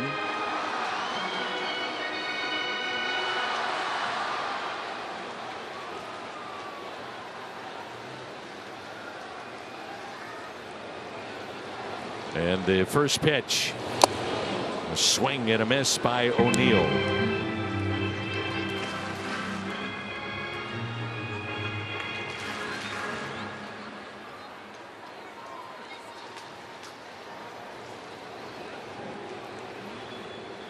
And the 0-1 pitch to Tyler O'Neill. And he's hit by the pitch. And the bases will be loaded, and Goldie coming up. Take that. Third time that Tyler O'Neill has been on base. There is no way you let the lefty face Goldie here. No. Not if you want to keep your job. Yep.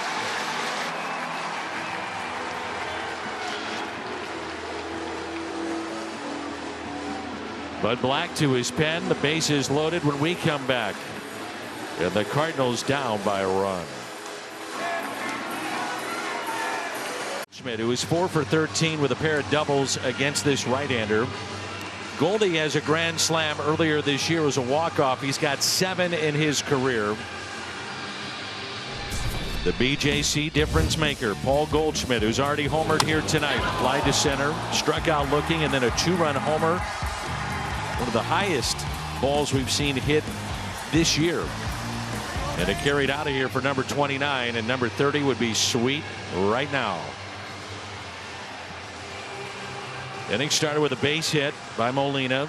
Dickerson pinch ran for him. Nootbaar struck out. Carlson the base hit to center. O'Neill hit by a pitch. And here we go.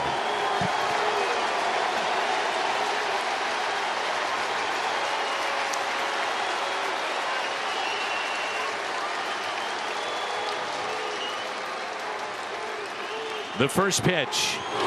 Goldie hits it into deep left. Should be deep enough to tag up with Dickerson. Catch is made. The throw. Here comes Dickerson. And we're tied.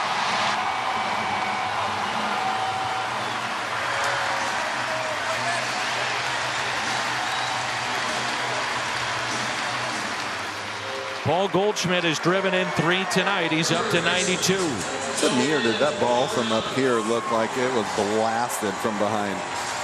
It just went straight up. He's hit 2 moonshots tonight. I don't know if it's just me wishing that it was a homer, or I think so. Me too. And so runners at first and second.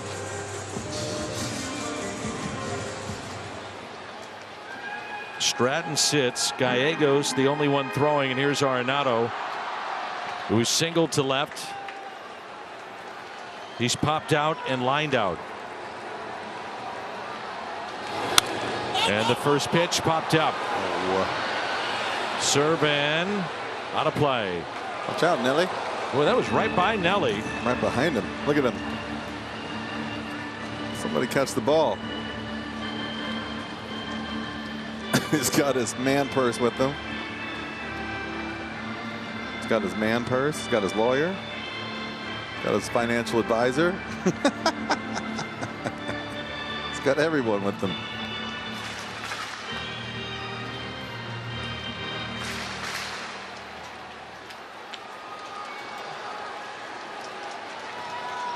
Arenado's had some really good swings here tonight. The 0-1. Oof. I mean, he's letting it go, man.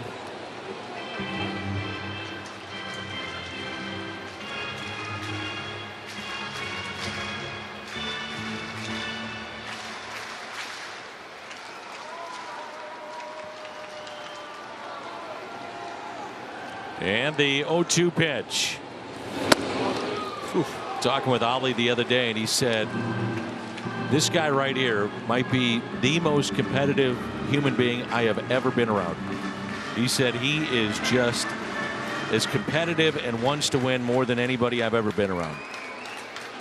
Loves the competition. Loves it. Here's a 1-2. Arenado hits a fly ball into right field over Grichuk, and he'll make the catch. Cardinals strand a pair, but they've tied it up on the sac fly by Paul Goldschmidt. He's driven in 3 tonight. It's 4-4.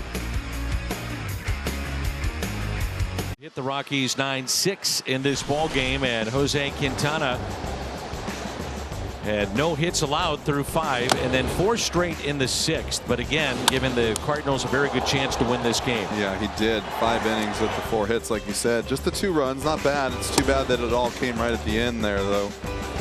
The last time he was in Colorado facing the same group, he went 6 innings with 7 hits and just 2 runs. So pretty good offensive team, especially there.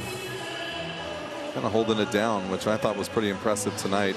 It didn't look like he had crazy good stuff, but he was making pitches when needed.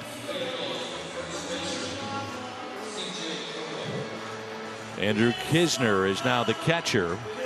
So on the bench for the Cardinals, it's Nolan Gorman. That's what's left. You sold the farm to tie this game up. So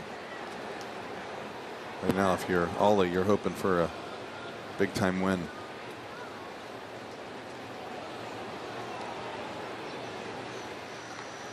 You're hoping it works out. Yep. C.J. Cron, Jose Iglesias, and Randall Grichuk. So 4, 5, and 6 for the Rockies. Here in the top of the 8th. Cardinals jumped out to a 3-0 lead. Then it was 3-2, then 4-3. Rockies. And the Cardinals have come back and tied it up 4-4. 41st appearance for Gallegos. Pitched 3 days ago against Milwaukee. Gave up a couple of runs in 1 inning of work and took the loss, number 5 on the year. 1-4 with an ERA above 5 here at home, which is a bit surprising. The 0-1 pitch. Cold foul.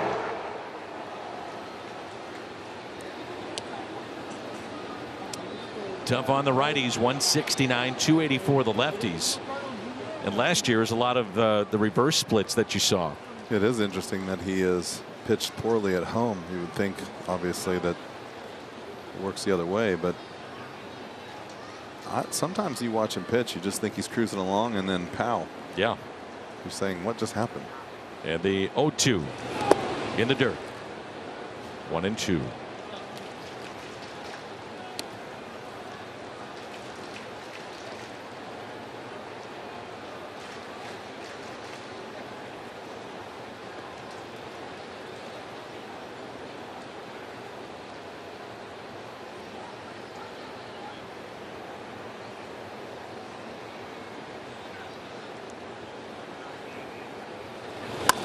The 1-2 hit in the air out to shallow center. And the catch made by Tommy Edman. The Cardinals in their half of the 8th will have Brendan Donovan, Tommy Edman, and Paul DeJong. See the Tommy going out for that ball. The umpire's got to get used to the shift too. He almost ran into the umpire. They were very close. I'm not sure if he touched him a little bit. That is like Hunter Wendelstedt. Yes, it is. He was right there next to him. Not used to the second baseman being out there in shallow center, like you said. Old school umpire. It's right. Jose Iglesias was driven in a run tonight. And a strike. So he's right behind Tommy Edman there. Just have somebody to talk to if you need it. Tommy, how's it going? And you'd be surprised the conversations that guys have. They're talking all the time.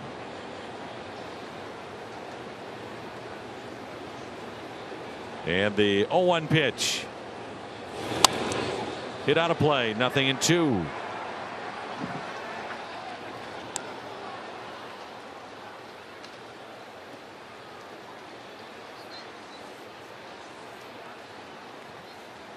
And the kids starting, some of them already back at school, many by the end of the week, and yet a crowd tonight 39,105. 39105.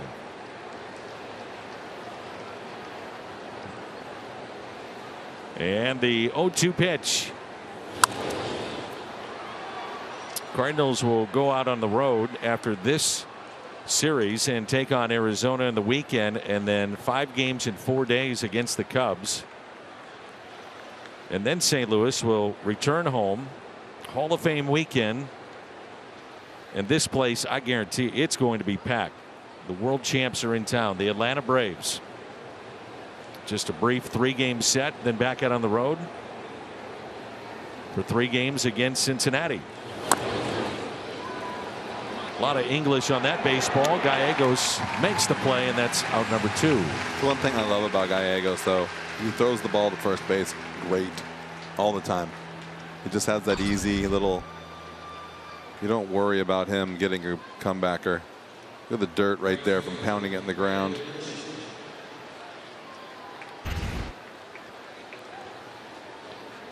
Pretty good shot right there in slow motion. Grichuk in his career 37 home runs at this ballpark. A world of talent too. I know you used to work with him a bunch. Some pretty short pants also.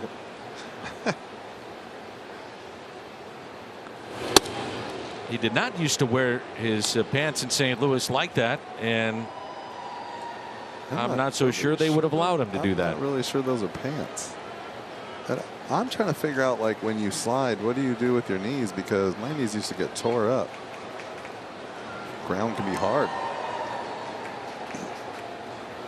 And the 1-0 pitch. Now there is a way with the Cardinals that you're supposed to wear the uniform. Oh yeah. I was a part of that group that when we first came over in 2000, where there was a couple of little whispers that said Mr. Duet would not like to see those full length red socks. If you're going to show some color, they have to be the ones they've been wearing for 150 years. Kisner's got them on right now. Well, guys, you know, would do high sock Sunday, but everyone was so lazy that they would just put their pants on and, you know, just have regular red socks on, like soccer socks, and then every now and then guys would just pull up their high pants, you know, pants that were wearing high, and it was just solid red underneath, and they said, whoa, no, we won't do that. The 1-2, which I like. I like how Andrew is wearing the uniform. Yeah, I like the fact that they have a set deal, and that's fine if that's the way it works, and that's the way it works. I'm surprised, actually, to be honest with you, and not to take anything away from Grich, but that Major League Baseball will allow that. I'm in agreement. Yeah, I am too.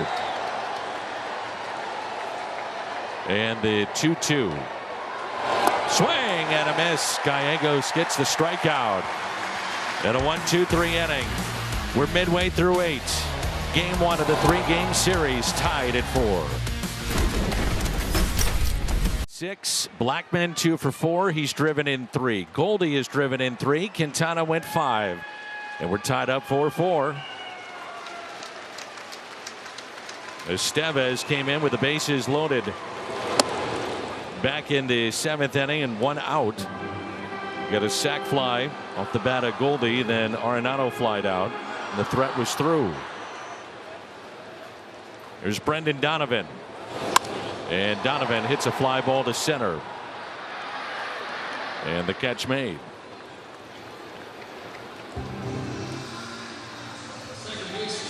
The second baseman, Tommy Edman. A couple of ground outs, one of those a double play, and is also homered to left center. His 8th of the year, and he's driven in 39.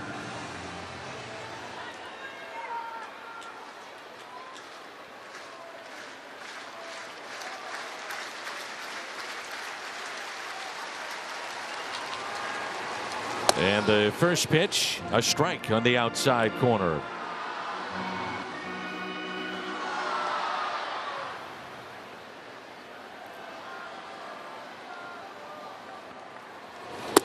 Ryan Helsley throwing in the St. Louis bullpen.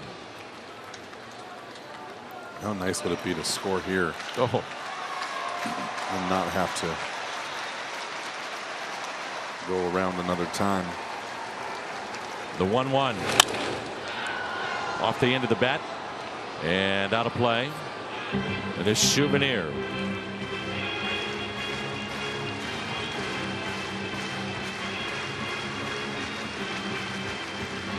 That guy is pumped. Look at that, baby. Check that out.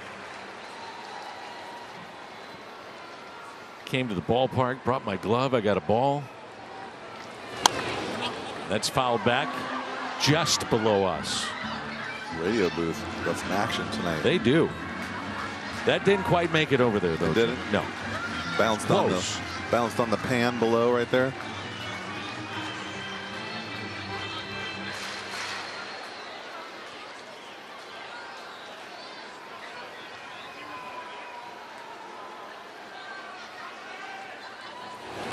Hit back to Estevez. He'll underhand, and Tommy was racing down that first base line. Like when he lobbed it, he ran harder.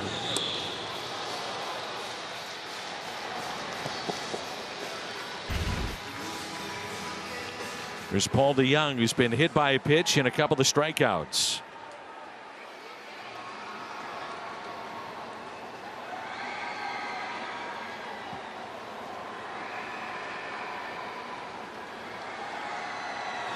And a fastball taken high. Call that a strike. He's gone to the old school, the old, what was it, Tim McClellan? Tim McClellan. Took forever. Yeah. I didn't like that because I would get so frustrated in center field as I would be screaming and yelling before he'd call a strike. I was giving him the business and thinking it was a ball.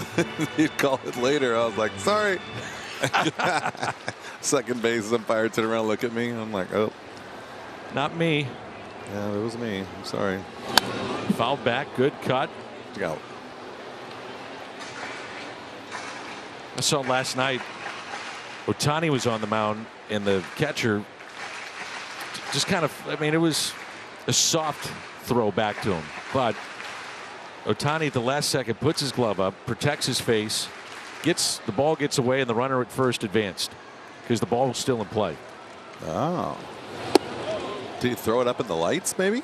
You know, Anaheim has terrible lights. No, he was looking. He was kind of like looking at his glove or his hand. Gotcha. When paying attention. They weren't paying attention. Yeah.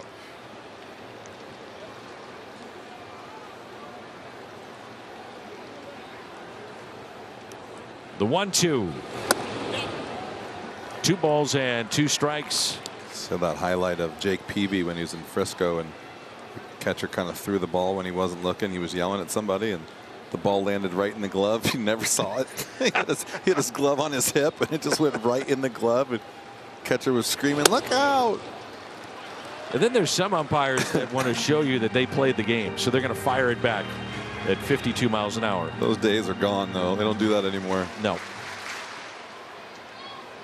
The investments on the mound are pretty high. 3-2. And DeYoung lines it into center, and the catch is made. Is it knuckling? Yes, big time. And Bernard had to go to a knee to make that catch. We head to the 9th, and we're tied at 4. He called to the pen, Ryan Helsley. Overall this season, an average against him of 122. Gave up a home run the other day. Cardinals, in his last 14 games he's appeared in, they're 13-1. He's 3-0, 6 saves. 40th appearance of the year. Pitched a couple of days ago in the finale against Milwaukee. And so Helsley will get Montero, then Servin and Bernard, who has 3 hits and a couple of runs scored tonight. Cardinals in the 9th inning will have Andrew Kisner, Lars Nootbaar, and Dylan Carlson. 4-4 our score, and away we go. And the first pitch hit out of play. This is the first time that I've done this all year, or even for 2 years now, and I just thought about, well, the good news is if you go 1, 2, 3, you have Dylan Carlson at second base in the 10th. Now that is a messed up way of thinking. You have to think that way. Isn't that crazy? Yeah. Yeah, I'm with you. You got to look at that. Becomes part of potentially what you may have.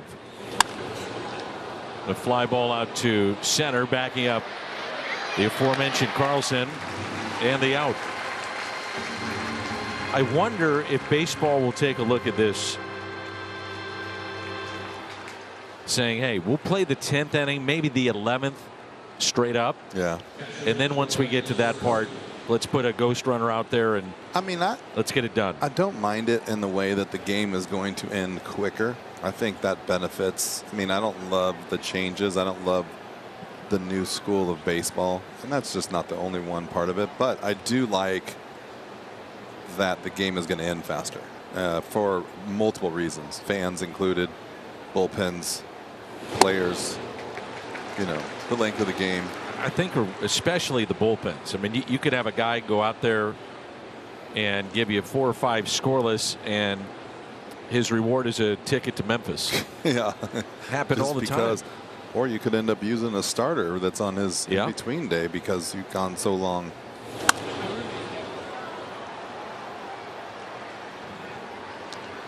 But I do wonder if baseball is going to look at that and say, okay, let's play the 10th, the 11th straight up, and then after that we'll get this thing done. I still haven't figured who should or who shouldn't, but I just don't know how you don't bunt a guy over and take a shot at the first run. I'm with you on that one too. Especially at home. Yeah. Or, I mean, even on the road, to put that pressure on the other team. I guess it's just depending on where you're at, and clearly you don't want Goldie bunting or whatever, but how many times do you get in that position where your 3, 4, and 5 guys are coming up? Well, think about this, though. In a game, I don't care when the inning is, and again, it depends on who's up in the lineup, but when do you ever see a bunt anyway? No, but in a playoff game you might, and that's why I can, keep saying, like, you're starting to play some of these games like a playoff game, especially you look at the scoreboard and see that LA's playing Milwaukee, and now the score is tied, and you're trying to get some distance. You're playing Milwaukee. You've got to win that game. It's a must win. And the 1-2 popped up. Kisner has it for the out. I think you're right, though. If you really think about it, you would kick yourself if you ask somebody to bunt that should and can't, because the managers always take that on themselves and say, I asked somebody to do something they can't do, even though everybody should be able to bunt. Should be. Now, I'd say this too, though. Guys just don't know how to bunt. They don't. Generally speaking. They're not asked to do it in the minor leagues. They don't do it at the major league level. And the numbers will tell you that your best bet is to say, okay, I'm going to take 3 shots at it swinging away. Well, we used to practice it all the time. Spring training. Sure. During the season.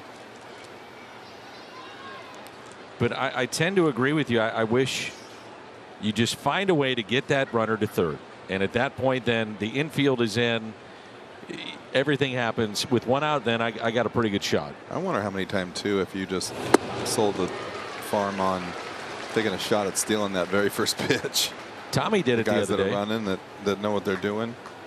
Got to catch some guys off guard. There was a player within the last handful of years, very good player here in St. Louis. And I would ask, why don't you bunt with him? And the simple answer was, because he can't. That's what I was saying. I said, wait a minute. That's the manager's fault too, by the way, when you try to ask him to do that and he can't. And he had great speed, and he said he just can't bunt. And so we're not going to put him in a position that he's just not ready for. At this level. Yeah. Here's an 0-2 pitch. Fouled back. We had one of those old school moments in spring training, and the manager asked, maybe my rookie year, a guy to bunt in camp. And he didn't get it down, and next morning at 7 a.m. we were in spring training, early work, and the whole offense is out there bunting. And this guy's not on the team, by the way. He's not in the big leagues. And the manager says, in case y'all are wondering why we're out here, and just basically pointed it out. It's because he didn't get the bunt down yesterday. There you go. That was it. That will wake you up in a hurry. 0-2 pitch, and it's in the dirt. 1-2. To Nelson Lamet and Daniel Bard throwing in the bullpen for the Rockies.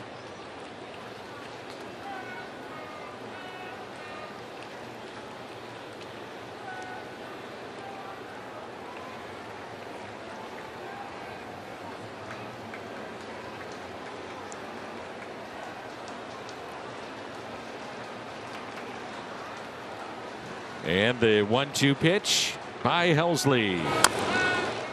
Pulled foul by Bernard. Oh, Bernard went from hitting 150 to 300 in one day. What happens when you're playing in what, your third game? We came in 1 for 7 and you leave 3 for 10 basically. Yeah. This was the big swing and bat right here.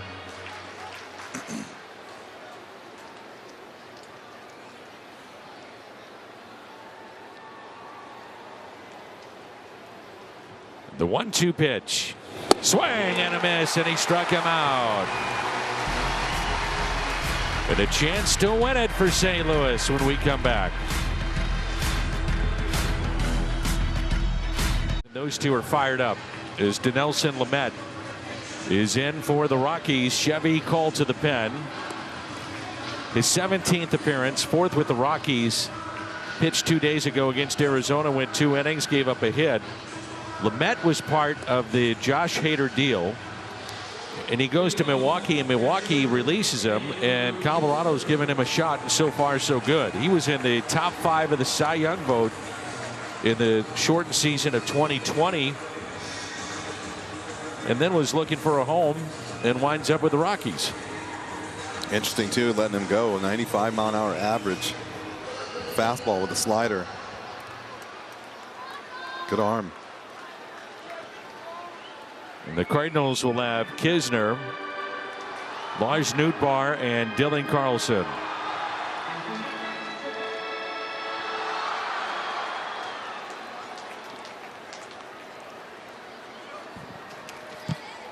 Andrew Kisner with 1 home run, a 3-run homer way back in the early portion of the season. First pitch popped up and out of play.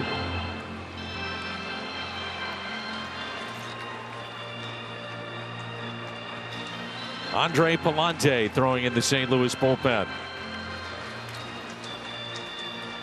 5 innings, 3 hits, no runs for Lamet in his appearances with the Rockies. The opposition hitting just 167. Right-handers hitting 290 against him. The lefties 267 this year. 1-1.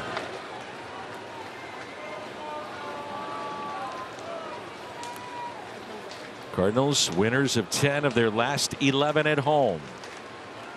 37-21 here at Busch Stadium this year. 5th best in baseball. And that'll be a strike. That's very interesting too. The young man's only 30 years old. I mean, that could be the prime of your career at that age still. With this kind of velocity, you'd think that they would go, let's see what we can do with this. You can't have enough pitching. Nope. And they 1-2 off the plate, 2-2. If we go to extras, to your point earlier, Jimmy, they've got Bernard, very good speed, starting at second base. I think then what do you do when you trade one guy for two and they're both on a 40-man roster? You have to make a choice. Maybe that's where it came up. They did talk about roster crunch, 2-2. But I'm with you. Guys like this aren't just falling off of trees.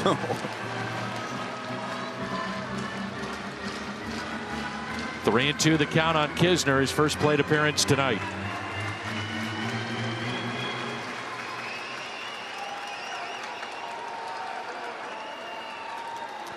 A 3-2 pitch. Newbar on deck, and then Carlson. Funny too, like guys like this, and you watch their careers kind of, I guess I'm not saying to him, but in general, kind of digress, right? 17 starter, 19 starter, 20 starter, and then all of a sudden you start to see it go to the pen where it's like 22 games, only 9 starts, and then last year or this year, no starts. So you kind of can see the little, it's like a utility player, right? Once you kind of lose that starting job, you kind of regression. Like, yeah, you're going backwards. Leadoff walk, and now Newbar. A guy like Newbar can really put pressure on the opposition. We've seen him drop down a bunt, or he can turn on a pitch. He could hit one out. He's swinging the bat well, and so because of that, Montero's got to play in at third base.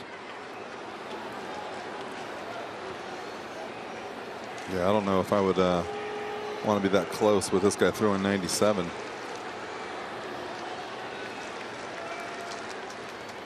The pitch outside and a ball. We were talking about they don't bunt in the 10th. Why would you bunt in the 9th with the guy on first?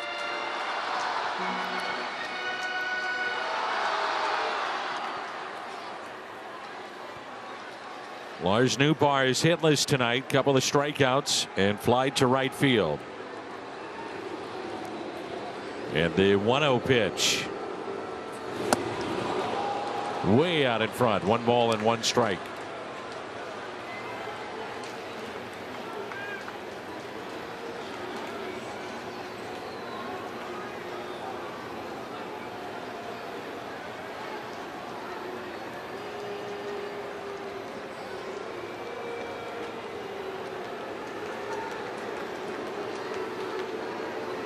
The 1-1.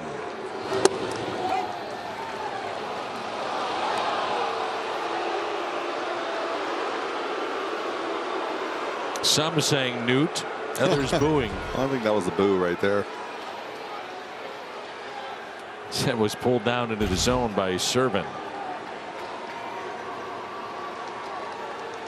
There's a 1-2 pitch. 2-2. That's pretty good defensive catcher. Yeah, I like it.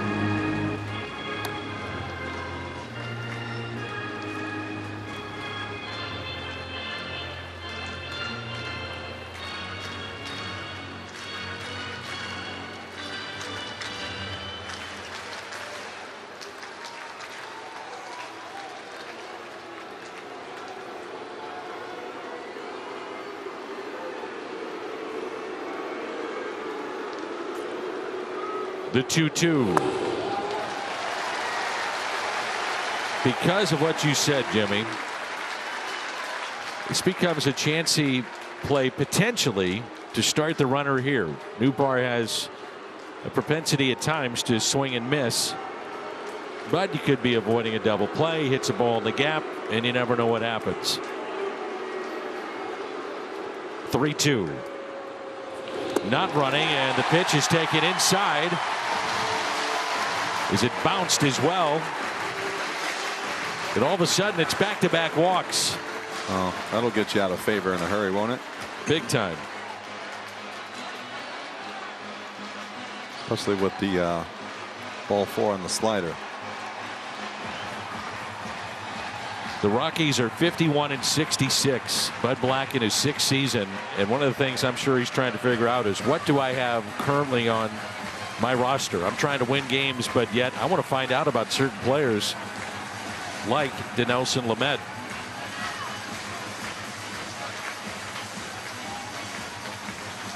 Carlson going over to talk to Ollie.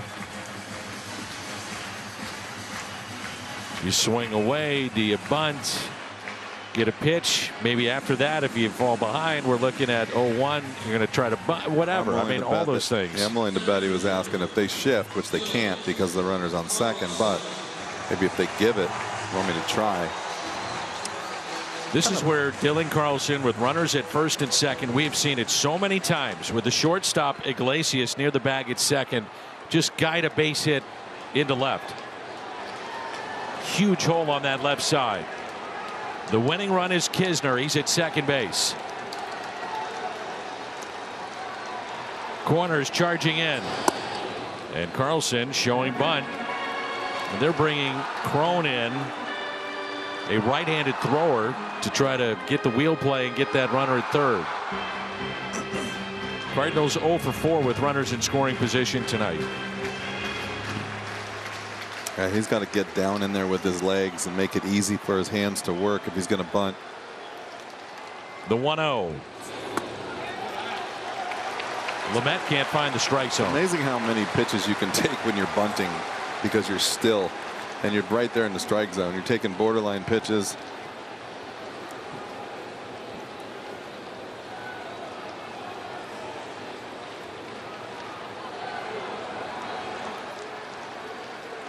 To get somebody up.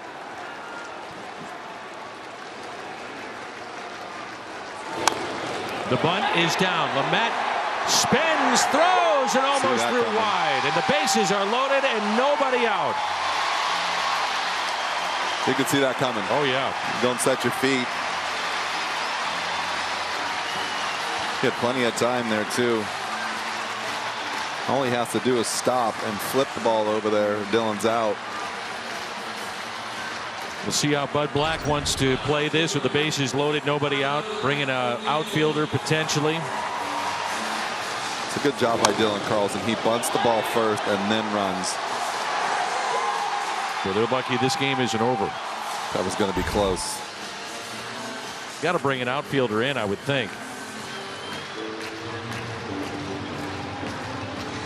Center fielder's like, what? What are we doing? Yeah, here you go. So off their bench, they're going to bring in Bernard off of center. Bernard's like, wait, what? You're doing what?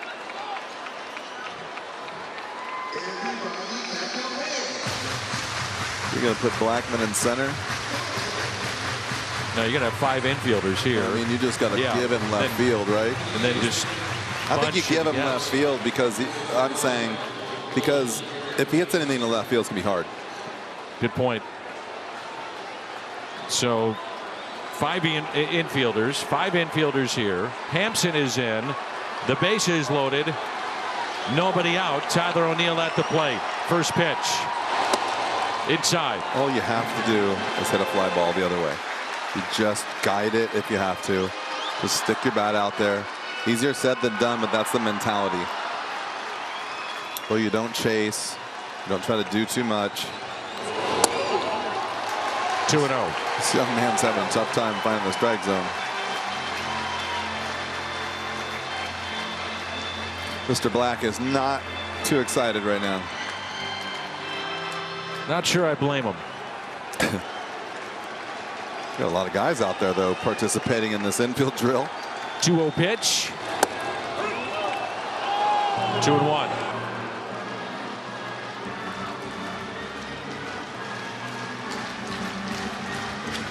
Amazing too. You think about the fastball velocity and just slider after slider after slider. 2-2. You know, no doubt.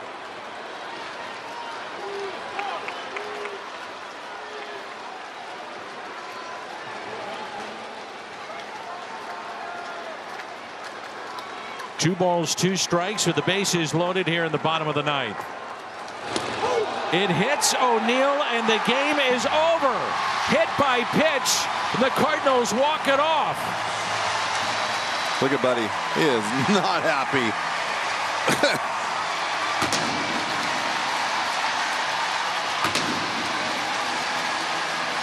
The game ends with a hit by pitch.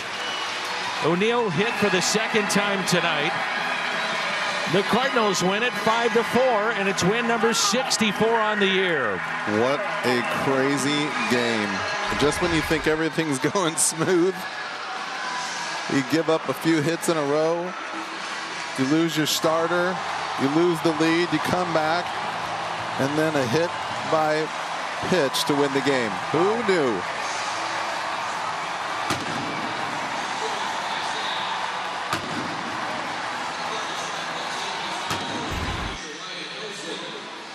So Ryan Helsley picks up the win. He's now 7-1. The Cardinals take game one by the final of 5-4 in front of 39,105 here tonight. Let's check in with Jim Hayes. Dylan Carlson, the bunt base hit to load the bases. How big to win a crazy game like that? That's quite a finish. Right, just winning games this time of the year is what we're looking to do. So for us to battle back right there and be able to put together some really good at-bats, Kiz leading it off, Newbar following it up, it was a really good inning and really good win for us. We don't see a lot of bunts from this ball club. Take us through the decision to bunt right there.